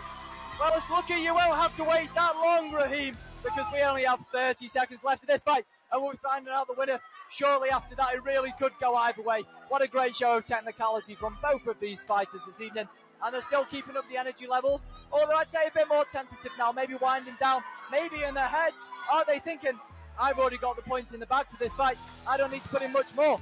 But there again, Maddie Barb just with the offensive. Shot to the head there from Michelle Grace. Oh, great left hand there from Michelle. Final few seconds of the round. Yeah, definitely. I think the fact they're still going, they've got so much energy. It's a true credit to the fitness of these girls. And, it shows how great they've been so far here today.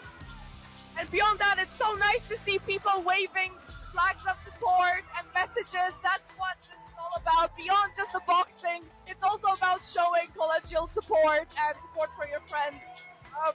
Absolutely, Laura. And we do have a poll coming in, a bit of a different one tonight. Which commentator would win a boxing match against each other? Is it a three-way boxing match? Well, you have the choice between me, Luke Power, Raheem Hussein, or Laura Mirianu. So far, I'm in the lead with 50% of the votes. Isn't that lovely? If you're voting for me, you're really mistaken, I must say. Laura, what are your strengths? What can you bring that me and Raheem can't? I think that my foot game is very excellent, given my tennis expertise, and I feel like I'm new to this commentary thing, but that doesn't mean that I won't win. I think they're entirely fair. Ladies and gentlemen, for our 8th bout of the evening, winning by split decision.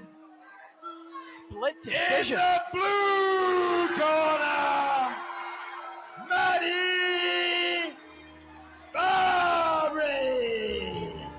You can see the smiles on Maddie's face from here. That's how much it means to her. But you can see the respect as the fighters look each other in the eye. They have learned so much on this journey together. People who had absolutely no experience coming into aggression sessions. And here they are. What a showing they've put in. What a way to continue the night. You can see the waves among the crowd. They're really enjoying it. They appreciate the efforts these fighters have put in. The next fight, well, I'll be handing over to Laura Mirianu as the main commentator. Raheem will be staying. These are the fights you've all been waiting for. For Basil Stevens. Make some noise. And Aaron Morris. For our 9th bout of the evening. Out of the red corner, Basil El Jefe Stevens.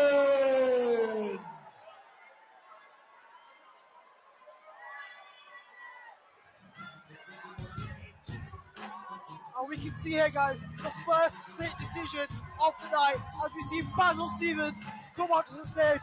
El Jefe, and El Jefe, he is indeed, by our estimates, he is the man who has raised the most money for this so far tonight, so a credit to him and all his supporters here today. Laura, I mean, what do you think? That's an incredible number he's raised, over £1,300. That takes so much credit. What do you think? I think that it's going to be a very tough fight, and I'm really looking forward to seeing what this is all about and if he deserves it.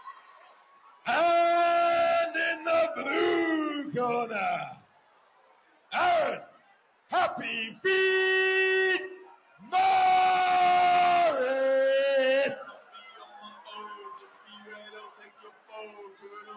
Okay, let's see. Aaron Morris is up next. Aaron Morris, a local boy from Gateshead, coming onto the stage now.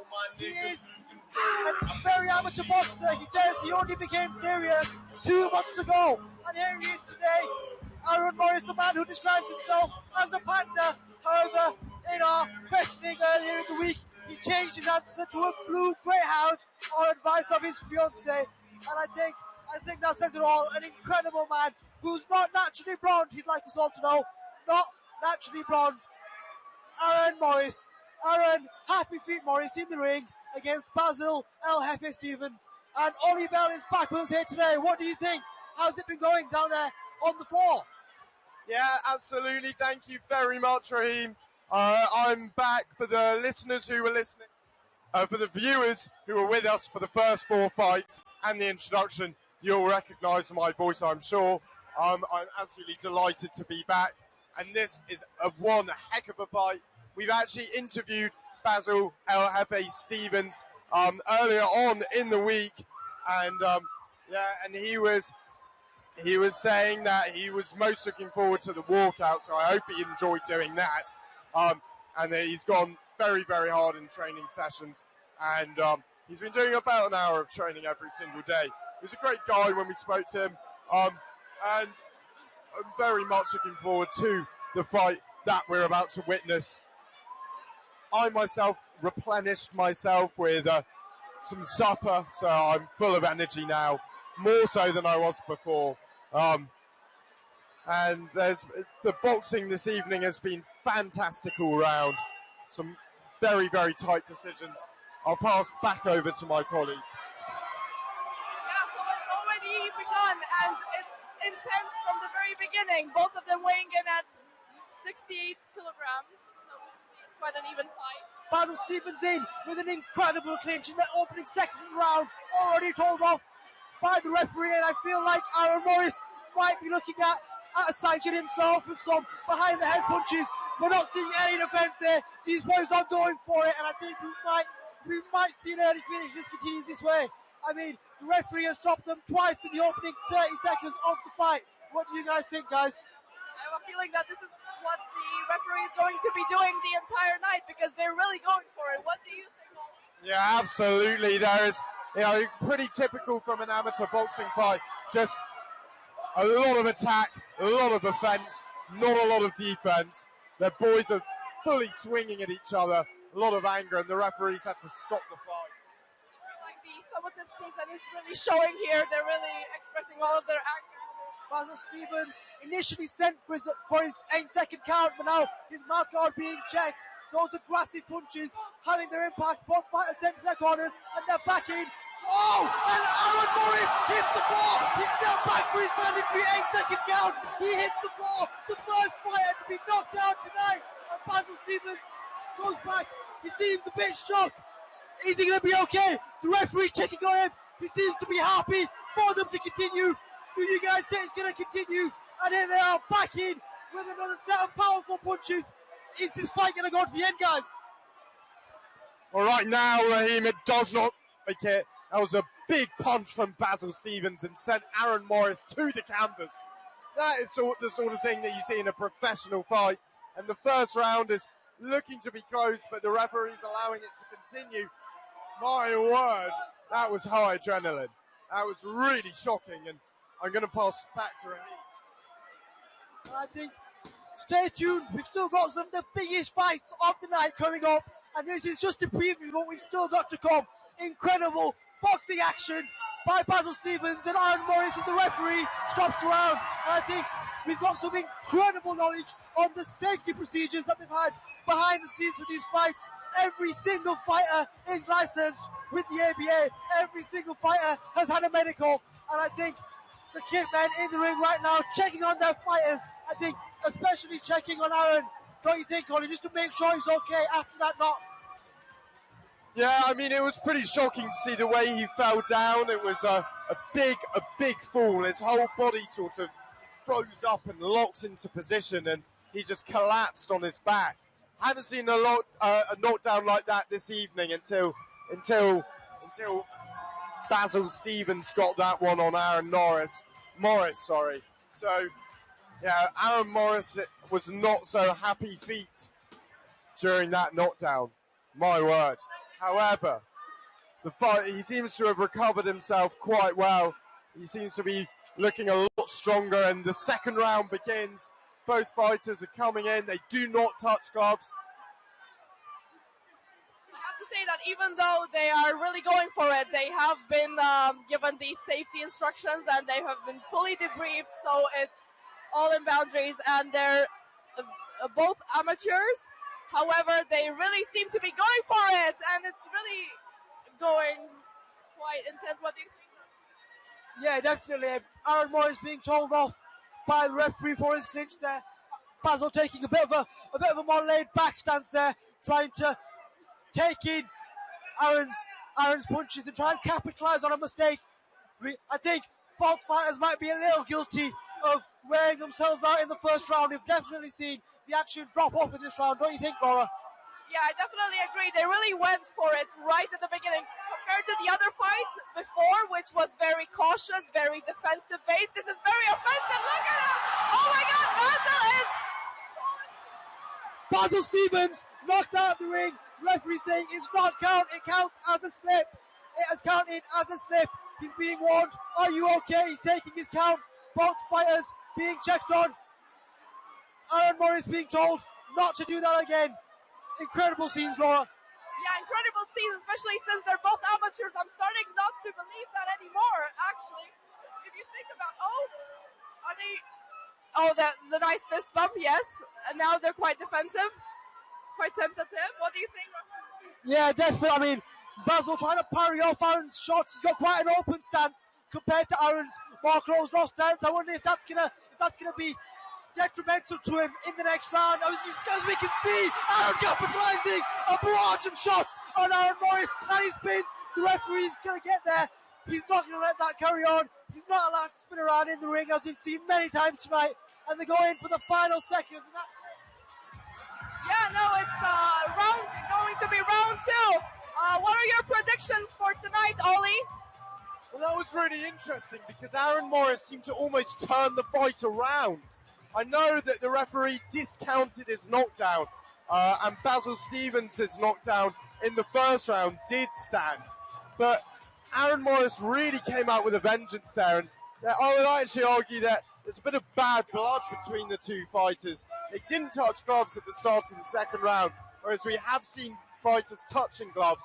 So it seems to be, to my mind at least, a little bit personal, and it's becoming very intense. Yeah, definitely. I mean, me and Laura were at training on Wednesday and we didn't really see very much tension. There didn't seem to be any punches going on. But that's not what we're seeing in the ring. They're really going for it. Well, how do you feel about the contrast between Wednesday and what we're seeing here tonight, Laura? Well, I'm really seeing passions flow wild, and we're in the third round now, so let's see what's going to happen. And we see both fighters taking a bit more of a relaxed stance. Aaron Morris with that first round knockdown fresh in his mind. Basil Stevens with that second round knockout of the ring still fresh in mind. It's an incredible fight, Laura, don't you think? It's definitely incredible. You can see the crowd cheering. They're going crazy. Both of them are having a lot of supporters in the arena right now. I see red, I see blue. What do you think, Ollie? Is there a lot of supporters?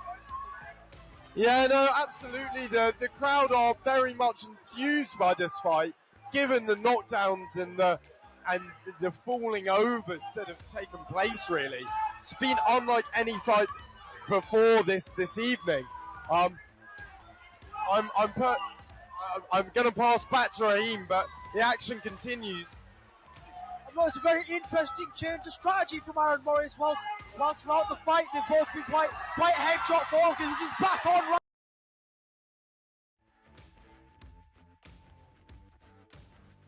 A right hook to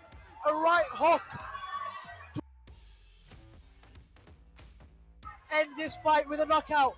I'm not sure how many of our viewers know, but that is an incredible punch that will very quickly end the fight. But both fighters quite evenly matched at the minute, quite reserved, quite different to what we saw earlier in the fight. A different form of fighter.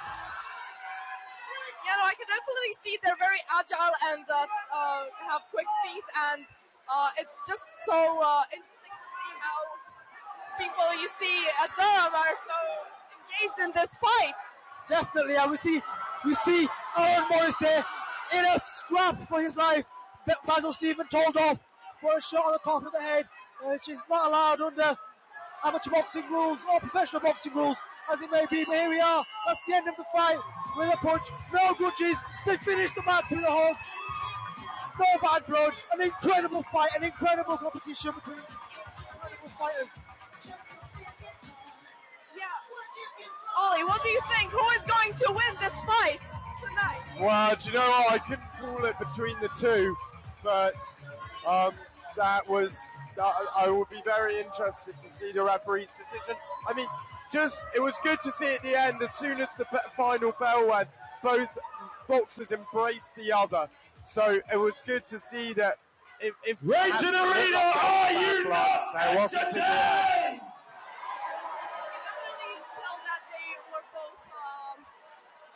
They reminded you of northeastern boxers such as Thomas Ward and Lewis Ritson, which was very, very interesting to see, and we're so lucky to be here as PalTV. We have a winner by unanimous decision. Yeah, who do you think is going to win? And Basil is the winner of tonight. Were you guys expecting that? I think it's definitely a fair decision. You know, we saw Aaron have his moments. You know, he really got in there in the second round with that knockdown. But with the counting as a snake for win, with himself being knocked to the floor in the first round, I think that would have counted against him. Don't you think, Colin? Yeah, fantastic victory for Basil El Jefe Stevens there. He did really well to come back from. Well, he did really well originally to get. And for our penultimate bout of the evening, please welcome to the red corner, Emma Endgame Morgan. Doing something mean to it, do it better than anybody you ever seen. Do it, scream from the haters, got a nice ring to it. I guess every superhero need his theme music. No one man should have all that power. The clock's ticking, I just count the hours. Stop tripping, I'm tripping off the power. The system broken, the school's closed, the prison's open.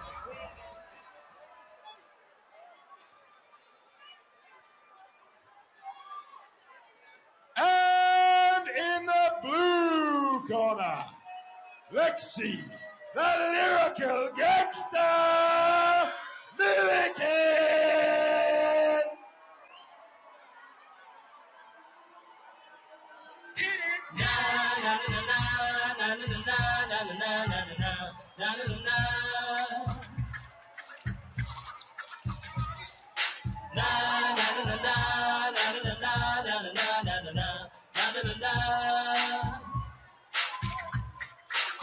Here comes the hot stepper, I'm the lyrical gangster.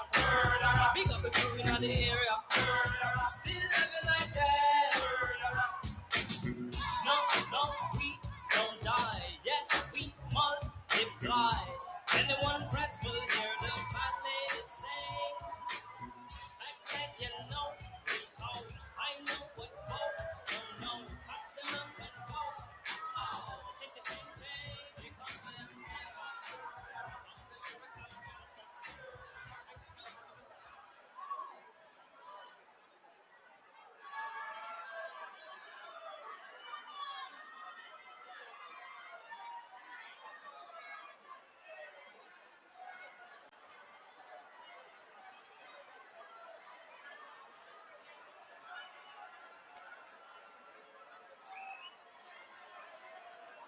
And you know, here we are. They're both gearing up in their corners for this. And we may be having technical difficulties here today, but we will carry on the hope that someone out there is listening. I'm sure we'll get some of our technical producers in the background doing an incredible job. Luke Power and Sophie Garnett working on that as soon as they can.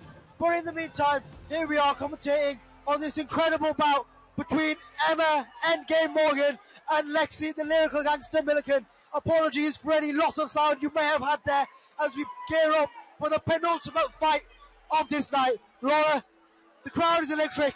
How do you feel? I'm feeling very excited and exhilarated. I am looking forward to this fight more than any of the others. So we'll see what round one brings us. What do you think, Ollie? Absolutely, the penultimate fight. It's the fight before we have the heavyweights come in. It's going to be a really, really good one. Like all the fights which have preceded it, we've had an excellent evening of boxing action, and I'm not disappointed. Viewers at home, I really hope you're not disappointed. Just a reminder quickly to keep clicking that big red subscribe button. Make sure you're subscribing to Palatinate TV. We've got a whole host of supplementary boxing videos for you to watch that we've been filming all day today and throughout the week, really. So make sure you subscribe so you don't miss those. I can definitely vouch for that. I've been walking in heels for the past 5 hours, interviewing everyone in the audience who seems to be very excited tonight. So you better subscribe to Palatinate TV and watch all the exclusive content we have to offer. Apart from the boxing events, we also offer other sporting events such as the wheelchair basketball, the Winter Olympics, and the women's rugby. And there's so much more to come. So why not subscribe? What do you think, Raheem? Yeah, it's been an incredible night so far, guys. And as we see here, we maybe having a slight difficulty with the text on our broadcast, but this is Emma Endgame Morgan and Lexi, the lyrical gangster Milliken, fighting here tonight.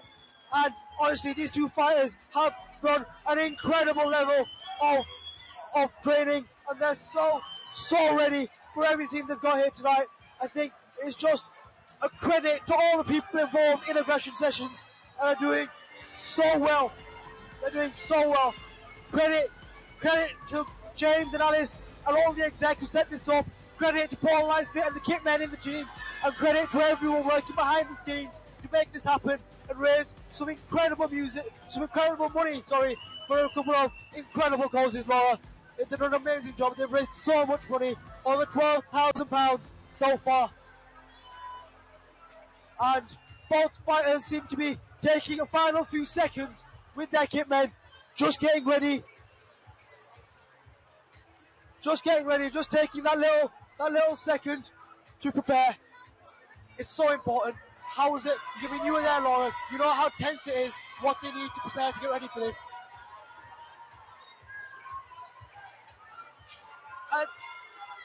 The fight is beginning, and we're just excited to see what's going to take place. It's been very tense backstage, so we'll see if the rivalries continue on stage or if they're going to keep it quite defensively. I have to say the crowd is really out of their seats right now, so it's very much tension.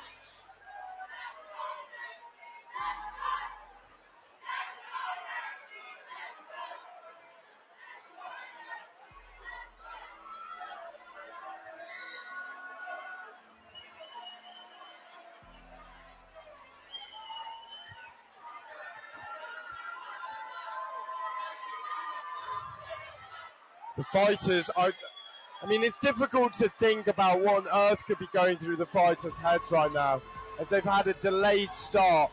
They must have been feeling so many nerves, so much excitement all the way up to this fight. It looks like it's about to begin, but that extra delay, I wonder if that's had any effect on their mental capacity and their nerves, and whether that's played on it. The fight has begun though, and Emma Morgan has already thrown a few punches that are connected with Lexi Milliken's head. And she continues to. Incredible action here. You can see both fighters really going for it. Perhaps a slight back step on this. You know, as Ollie was saying, they might have been a little shaken by their pre-match preparation being a little bit interrupted by that little delay at the start of the fight. But I mean, we're seeing it here, Laura. An incredible bout of boxing as Lexi takes a couple of really hard punches to the head. Incredible boxing action, Laura. What do you think? I think that they're showing great energy, and it's very, very exciting to see. And their footwork is very agile right now. So again, very evenly balanced. So we'll see how it evolves. Yeah, definitely, and I can see both fighters trying to feel them out. Something, a pattern we've seen throughout the night here. Taking the first round to feel out your opponent, try and get an understanding of what's going on. And you can see both fighters really going for it. I can notice Lexi Milligan starting to drop her hands when she's punching, which we could see have a serious impact later on in the fight.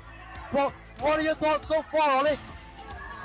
Yeah, again, just to reiterate what you two were saying, really, my colleagues in the commentary box, it is a very evenly balanced fight. They're fighting, but they're both getting hits, they're both taking hits.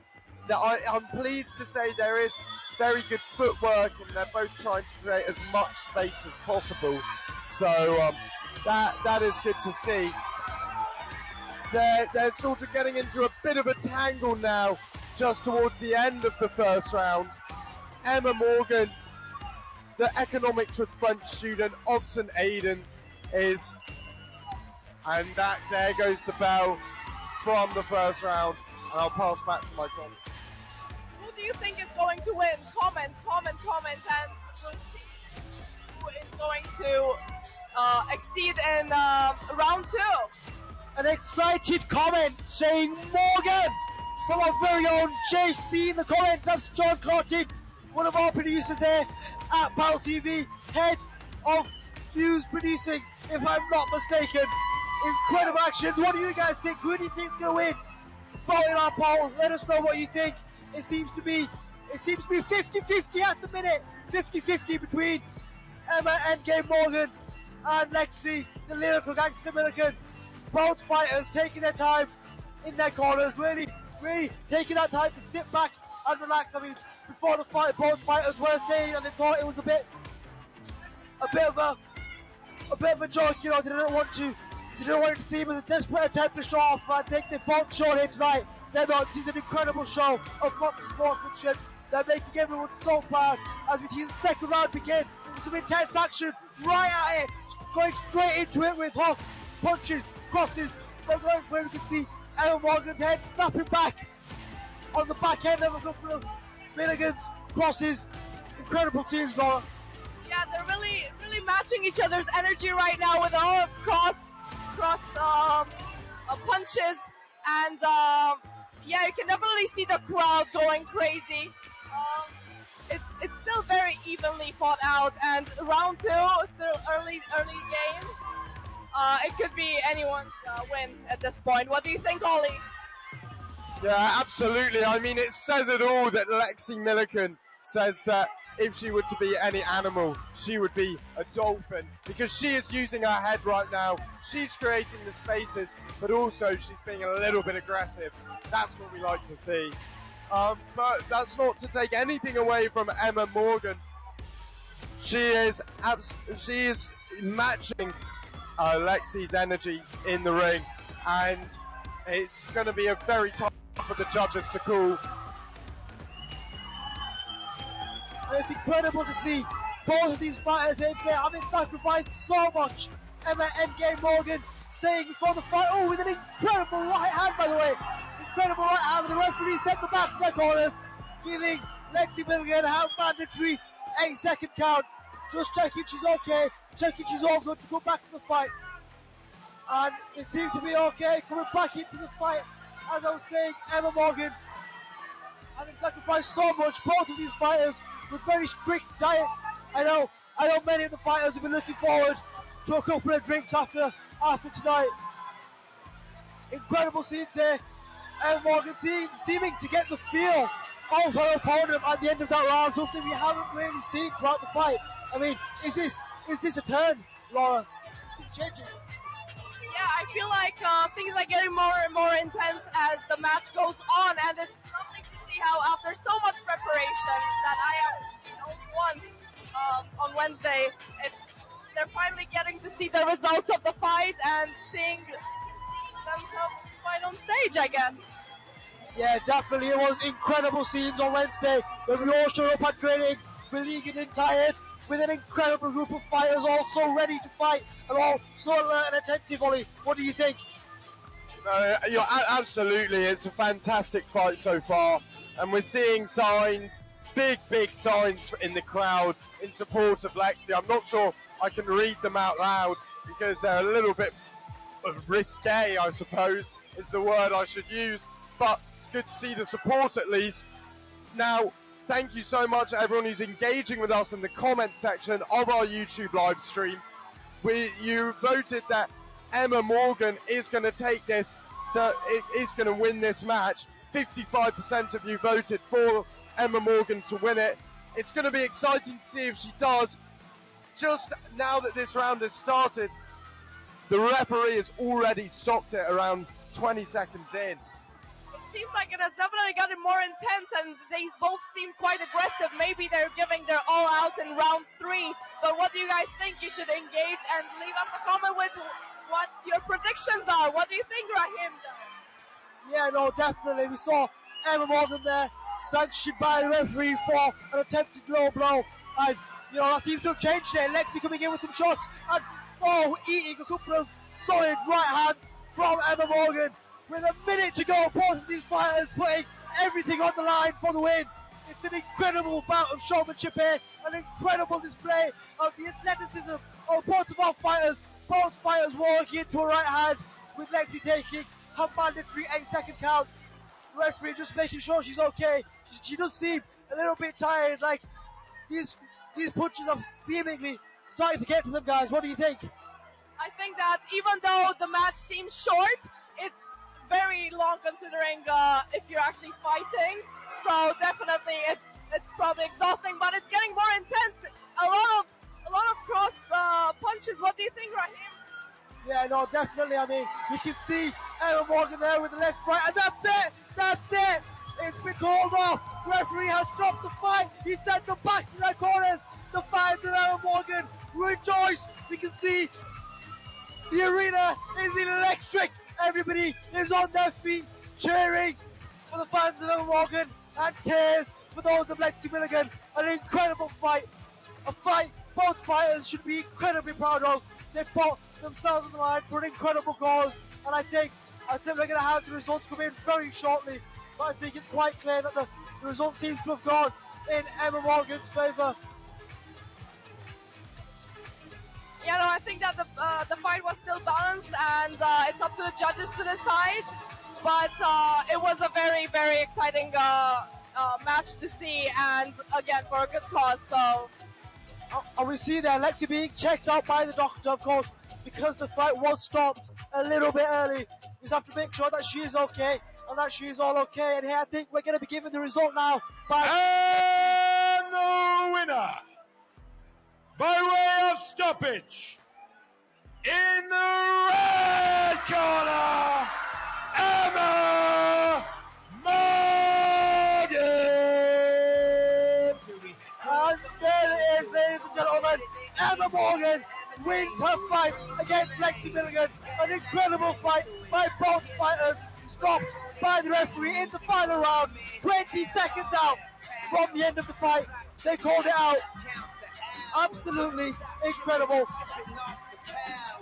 A tribute to their trainers, a tribute to all the people working behind the scenes, and an incredible display of sportsmanship by both Lexi Milligan and Emma Morgan.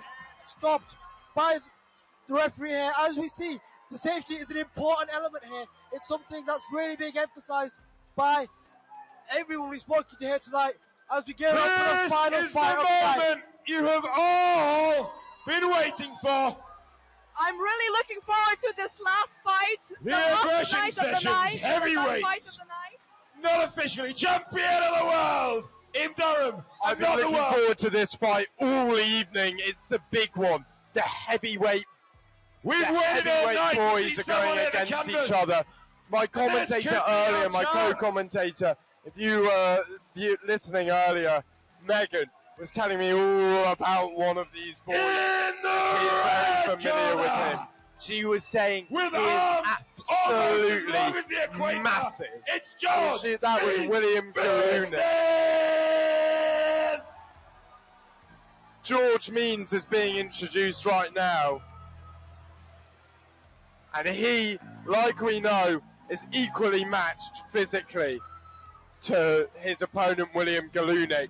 These boys are big, 6'3" beasts. This is definitely the fight of the night. Very well anticipated. As you can see, the crowd is cheering wildly. They're all standing up. It is exciting. In the blue corner, Will the BFG Galoonik. Let's hear your predictions. We really want to see as many comments as possible. Who is going to win tonight's fight? Definitely got two fighters here. George Means Business, a man who likens himself to Tyson Fury and Prince Steve, who wants to be as fast as possible, as entertaining as possible. Are we going to see a fun fight here tonight? Will Galoonik being introduced to the fight tonight. The BFG, a man who aspires to be like Black Baker Lynchstone. He loves watching his fight, he aspires to be like him. By all accounts, it seems to be, or it's building up to be an intelligent and elegant fight here tonight, Laura. The moment you have all been waiting for. I could not agree Someone's more. going down. Yes, so I think that they both meant the nicknames they have picked. George Means Business, definitely. We're looking forward to seeing that. And then William BFG Galoonik, which stands for Big Friendly Giants or Big French Giants. So that's I found out when interviewing him backstage. So we're looking forward to seeing this fight moving forward. What do you think? Absolutely. Will Galoonik is studying philosophy and psychology at St Mary's College. He's in third year now, and as opposed to George Means, who studies physics at Hatfield, he's in third year. And so, if you have allegiances to either Hatfield or St Mary's, then you know who to support. Will Galoonik is in blue, and George Means is in red. And boy, do we have a big fight here. Both weighing in at a heavy 100.5 kg. That is a lot of muscle, a lot of fat, a lot of bone. This is going to be, if you've been waiting to see big punches all night, then you should not be disappointed by this. Please stand away from the barriers. Stand away from the barrier.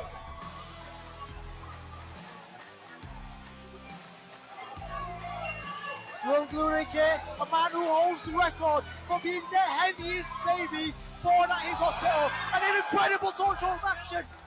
Nick coming in with an incredible right hand, knocking George Means. It's an incredible fight already, guys. And George Means goes down. Will Galoonik knocks him down. He goes to the corners for the mandatory count. I might not know a lot about boxing, but I definitely know that means that William has the upper hand at this moment. So it's definitely gonna be a great fight. What do you think, Paulie? Yeah, Will Galoonik coming in with that monster punch. He's got a big hit on him. And I feel sorry for George Means, although George is trying to fight his way back in. He hasn't made the contact that Will Galoonik had, but he's certainly not going to go down without a fight, to use a common phrase there. And the fighters are kind of still working each other out as they're jabbing at each other and just working.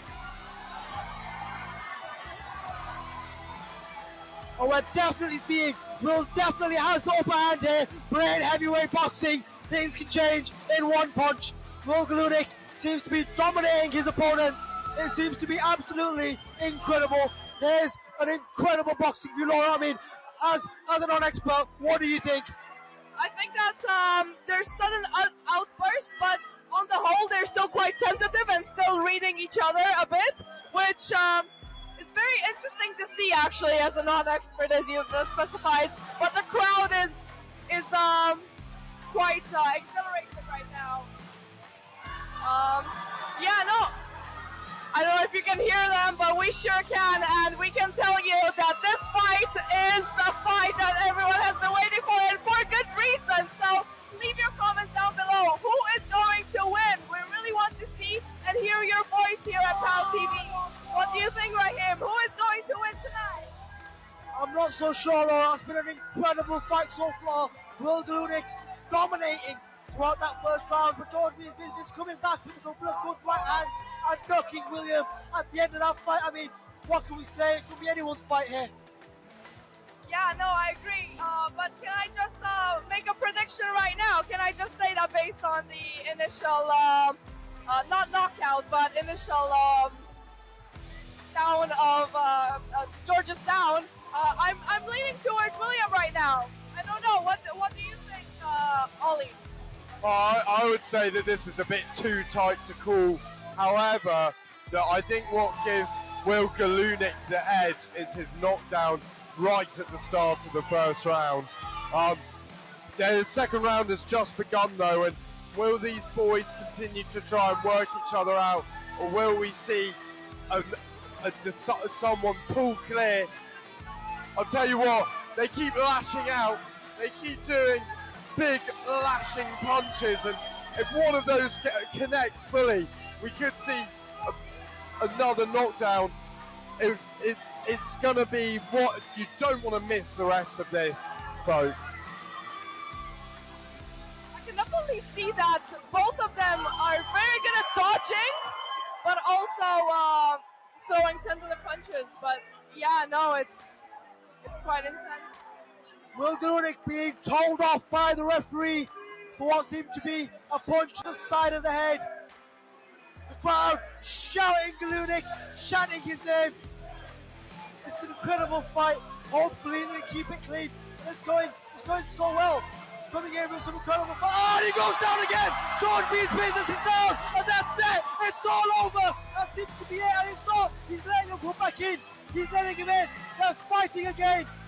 No mandatory count. That might have gone down as a slip. Llewellyn-Smith just tapping him. It seems to be so easy for him now. I'm not sure I can see George Means finishing this fight. I mean, the training, the effort they've all put in has been incredible, but it just doesn't seem to be his night here tonight. Llewellyn-Smith dominating this fight here tonight. What do you think, Laura? I mean, it's not really a toss-up anymore, I wouldn't say. I just want to say that despite it being so interesting, it's just nice to see that they're still fighting for a very good cause, papyrus and sport and action, so it's always good to remember that. And we are here with our largest viewership of the night, over 150 of you tuning in to watch the second round of George Means versus William Llewellyn-Smith. An incredible round of boxing, and I think many of us know how the rest of this fight is going to go based on that. Yeah, no, again, it's very easy to forget that they're just amateurs and Durham students at the end of the day, but it's very, crowd is going wild. So leave a comment, who is going to win? It's incredible to see, as JC in the chat mentioned, we have 156 of you watching here tonight, but as JC mentioned in the chat, this is a heavyweight bout. It could go either way. One punch from George Means could change everything. Stay tuned for what is bound to be another incredible final round of boxing here tonight. Here we are, guys. Final round. Let's go. I can see that everyone is standing up. There's no one sitting down. Not even the bouncers can make the people sit down. And we're good for round 3. It's off to a very energetic start. They're both very quick on their feet and both. Yeah, definitely. I mean, we can see George Means coming out a lot more aggressive. I wonder if his kitman has told him the first few rounds haven't gone in your favour. Your chance of a win now is by knockout. Is that what George Means is going for? We can see Llewellyn-Smith, he's taking it easy. He's not getting overconfident. He's really trying to balance balance the fight and try not to make any mistakes as he hits George Means with a solid jab. You know, his head work is incredible, backing out, and that's George Means going to be told off for spinning around. Both fighters step back to their corners, they come back in, don't touch gloves, and here they are for our final minute of boxing here tonight, guys. This is an incredible fight. Llewellyn-Smith coming in with another solid left hand, and I think both fighters are tiring out now. I think the aggressiveness of the first round is really starting to get to them. I think I can speak for everyone, or at least the majority. I was not expecting to be this excited about a charity boxing match led by students, but here we are, 40 seconds left, and it's very much anyone's game at this point. What do you think, Ollie? Yeah, absolutely. I think you hit the nail on the head there. This is anyone's fight to win.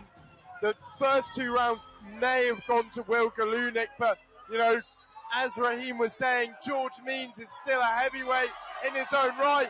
And one punch, one connection with Will's head, and he could knock him out. But huge punches were just being exchanged there. And George Means is now getting a countdown. It looks like this fight is going to go to Llewellyn-Smith. I'd be surprised if it didn't, but the round continues. There's the final bell. That's the end of the last match. Some fantastic boxing tonight, folks, and we await the result. An incredible round of boxing, an incredible night of boxing. We hope you've enjoyed watching. Remember, you can always come back and watch this again on YouTube tomorrow morning to watch this incredible night of boxing all over again. Make sure to subscribe, make sure to get on all of our social media channels, and really make the most of this content, because this has been an incredible night of boxing. It's been one of the best nights of boxing I can remember, especially for an amateur bout. Laura, what do you think? I could not agree more. This has been one of the most entertaining projects that I have partaken in for PalTV. So I think that if you want to see many more such projects, then you should definitely subscribe for PalTV. And if you're not tired of our voices, which I hope you're not, then again, subscribe on all our social media and support us. We appreciate it. And the winner now we're going of the 11th and final bout of the night, see. By unanimous decision, fighting out of the blue corner. And it seems like Llewellyn-Smith is the winner of the final game of tonight. I hope that you all had a lovely night and enjoyed our commentary and enjoyed the aggression session, because it was definitely worth it. I can definitely say, as I've interviewed everyone in the arena, everyone has enjoyed tonight, and for good reason. And I hope you've also enjoyed PalTV covering the night for you at home. Definitely, this has been an incredible night of boxing. We've seen some incredible talent, and I think we have to give a shout out to every single man and woman who's taken the time, taken 4 months to train, to sacrifice so much for us here tonight, to put in all the effort they have, all to raise money for Papyrus and for Sporting Action. Remember, guys, ladies and gentlemen, if you can remain seated, we will let you know when the coaches arrive. But for now, we don't want people getting crushed. So please, stay seated. It is definitely remarkable, and we can only appreciate the effort they have put in for the past months. What do you think, Ollie? Any final remarks? What a fantastic night of boxing, and it's so brilliant that it's all in the name of charity. Over 1,000 people who have turned up to the event to spectate it live in the flesh. Everyone who has been watching on the live stream, you can donate, make donations yourselves. That would be absolutely brilliant. It's just fantastic that it's in the name of charity, and everyone's able to safely have fun and just have a fantastic night. All for a good cause. Couldn't really wish for much more. The quality of boxing has been very, very high. I hope you've had as much fun this evening as we have. The event coordinator, Lily Reynolds. Marketing and graphic team, Amy Thornhill. The treasurer, Adam Ray. The boxing coach, Alice Gregg. And your sponsorship team, Edward Nelson, William Archer, William de Cavalier. A massive round of applause and a cheer for your 2022 Aggression Sessions Executive Committee. You have to give it to them. The exec have done an amazing job in creating this event. It could not have been done without them, so I hope... Yeah, I think that is James Fusion coming into the ring now to announce how much these incredible fighters, these incredible people have raised over the last 4 months. I think that's what they're all waiting for now. Here we are, we see James in the ring with the rest of the exec. All the hard work they've all put in, all the work the boxers have put in over these last few weeks, everyone behind the scenes has been incredible, and they deserve it. They deserve to celebrate. The crowd is electric here tonight, and they're all so happy. So happy. It hasn't been an amazing night, so it has been an overwhelming it's lovely experience. to see that no one has gotten I hurt. love each and every one of you. The boxers have pulled themselves through thick and thin to get themselves on this card, and they have absolutely smashed it. Apparently I need to be louder. Is that better? Okay, cool. I really want to thank everyone for coming, and I want to thank my amazing exec. They've absolutely smashed it. I couldn't do it without these guys. This event has been really difficult. I really want to thank a couple of my housemates for coming, because they have seen me through terrible states to get to this. Anyway, the grand total for tonight is an all-time record aggression sessions. Wait, that doesn't work. An all-time aggression sessions record of £52,000. Thank you everyone for coming. I'll see you all in Babylon. Buy me a drink. Yes, please. Every one of these execs deserve another drink. Get yourselves another one. I'll see you soon. Love and peace. So amazing. They have raised £52,000. It has been an amazing night, and they have raised so much money. We can only but be proud of them, and I hope you all have enjoyed, even if you are here, even if you're just live streaming and listening to us commentating, regardless. It was an amazing night, and thank you so much, guys. Thank you to everyone involved with the aggression session. Thank you to all our viewers, and thank you to everyone behind the scenes doing an incredible job to make this work. £52,000 and an incredible night of boxing. Everybody involved should be so proud. We'll now pass you over back to our studio, where they'll look after you for the end of the show. Thank you so much, and don't forget to subscribe and go back tomorrow to watch some more. I've been Raheem Hussain. I've been Laura Mirano. I'm Ollie Bow. And you've been watching and listening to PalTV.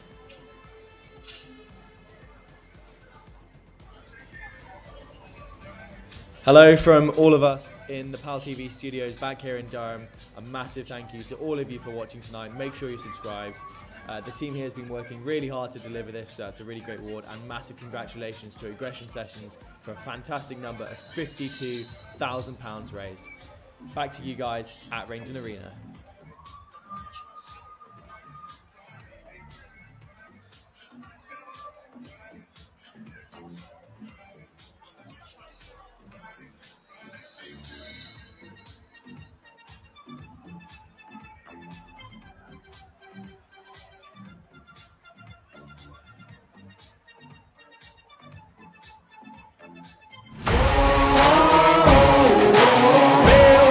I'ma get it, you know I be on the one. You know I be on the one. Man on a mission, I'ma get it, you know I be on the one. Yeah, it's all hard, ain't no fear here. You ain't giving this to all, you steer clear. Never beat, I've been down and I reappear. You got some money on the line, you better put it here. Rolling in and doing that work. Check priorities, I'm doing that first. but it's checkmate. We ain't selling short, know the work. Ain't nowhere to hide. You ain't gotta see me come and keep me on your mind, 'cause I be on the work. Yeah.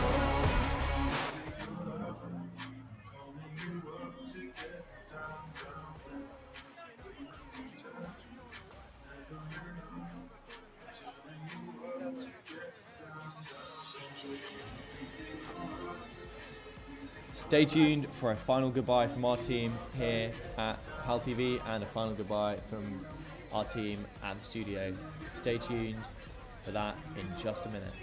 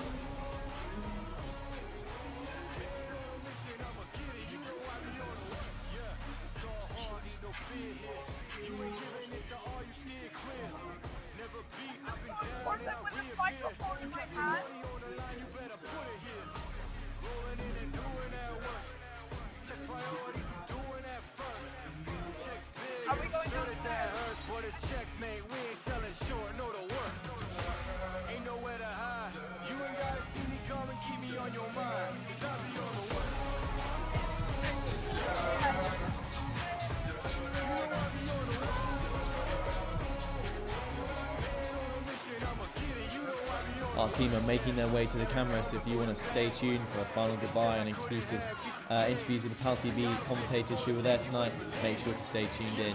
And a reminder to subscribe to our channel, and we'll find out all of the further behind the scenes footage that you might have seen tonight in the live stream, the full live stream recording, and exclusive interviews with the boxers and more from behind the scenes tonight, released later this week.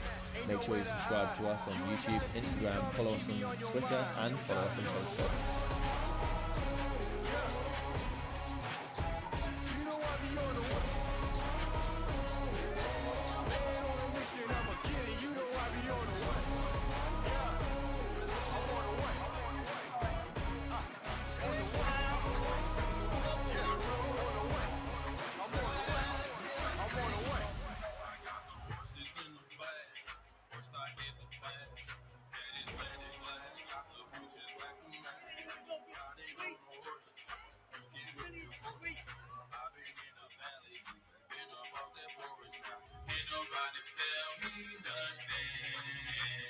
If you've enjoyed today's broadcast, feel free to leave a comment, like the video, let us know what went well, and let us know what you'd like to see again in the future. This is your team here in the Durham studios at Palatinate TV, and we're going to be handing over back to our team at Rainton Arena in a few minutes for their final interviews and goodbyes. Stay tuned here on PalTV Live.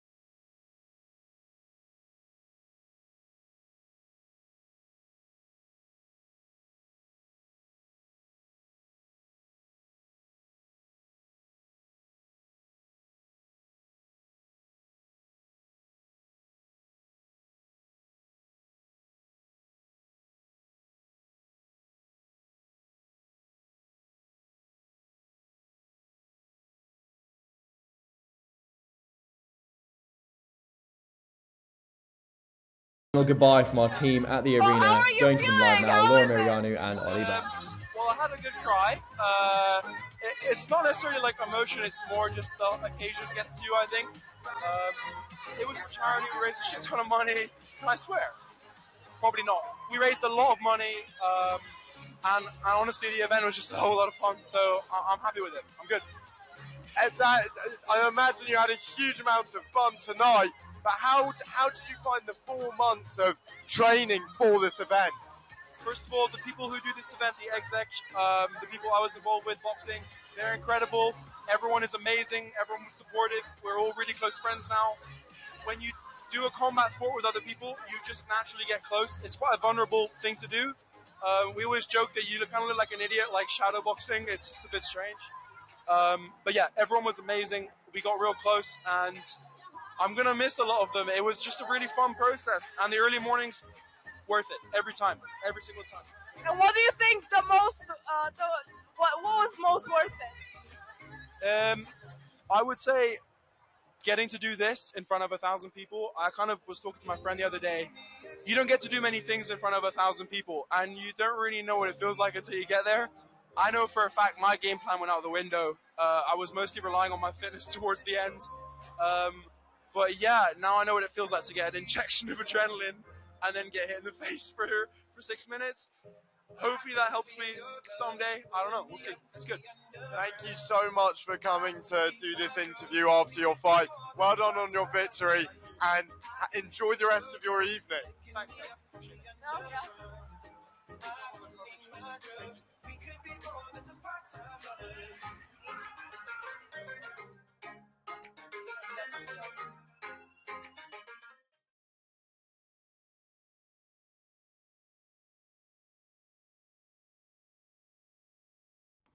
That's all from our team broadcasting live at the Rainton Arena for the Aggression Sessions event, and our team broadcasting here from St Chad's College in Durham in our remote control room. Thank you so much for watching, and enjoy your night.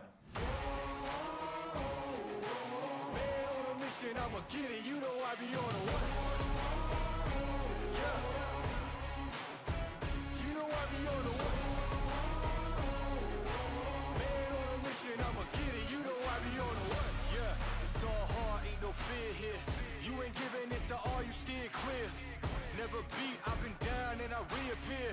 You got some money on the line, you better put it here. Rolling in and doing that work.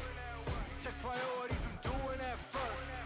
Check's big and I'm sure that hurts, but it's checkmate, we ain't selling short, know the work. Ain't nowhere to hide, you ain't gotta see me come and keep me on your mind, cause I be on the work. Yeah. You know I be on the work. I'ma get it, you know I be on the way. Yeah, man, we coming for them bags that they said I couldn't have, get the chain. I got a vision for the things you ain't believe. And here's the motto, hard work, this over everything. It's that comeback.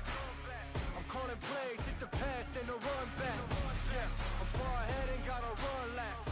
But we ain't letting up, we never done that. Ain't nowhere to hide. You ain't gotta see me come and keep me on your mind. Cause I be on the way. Yeah.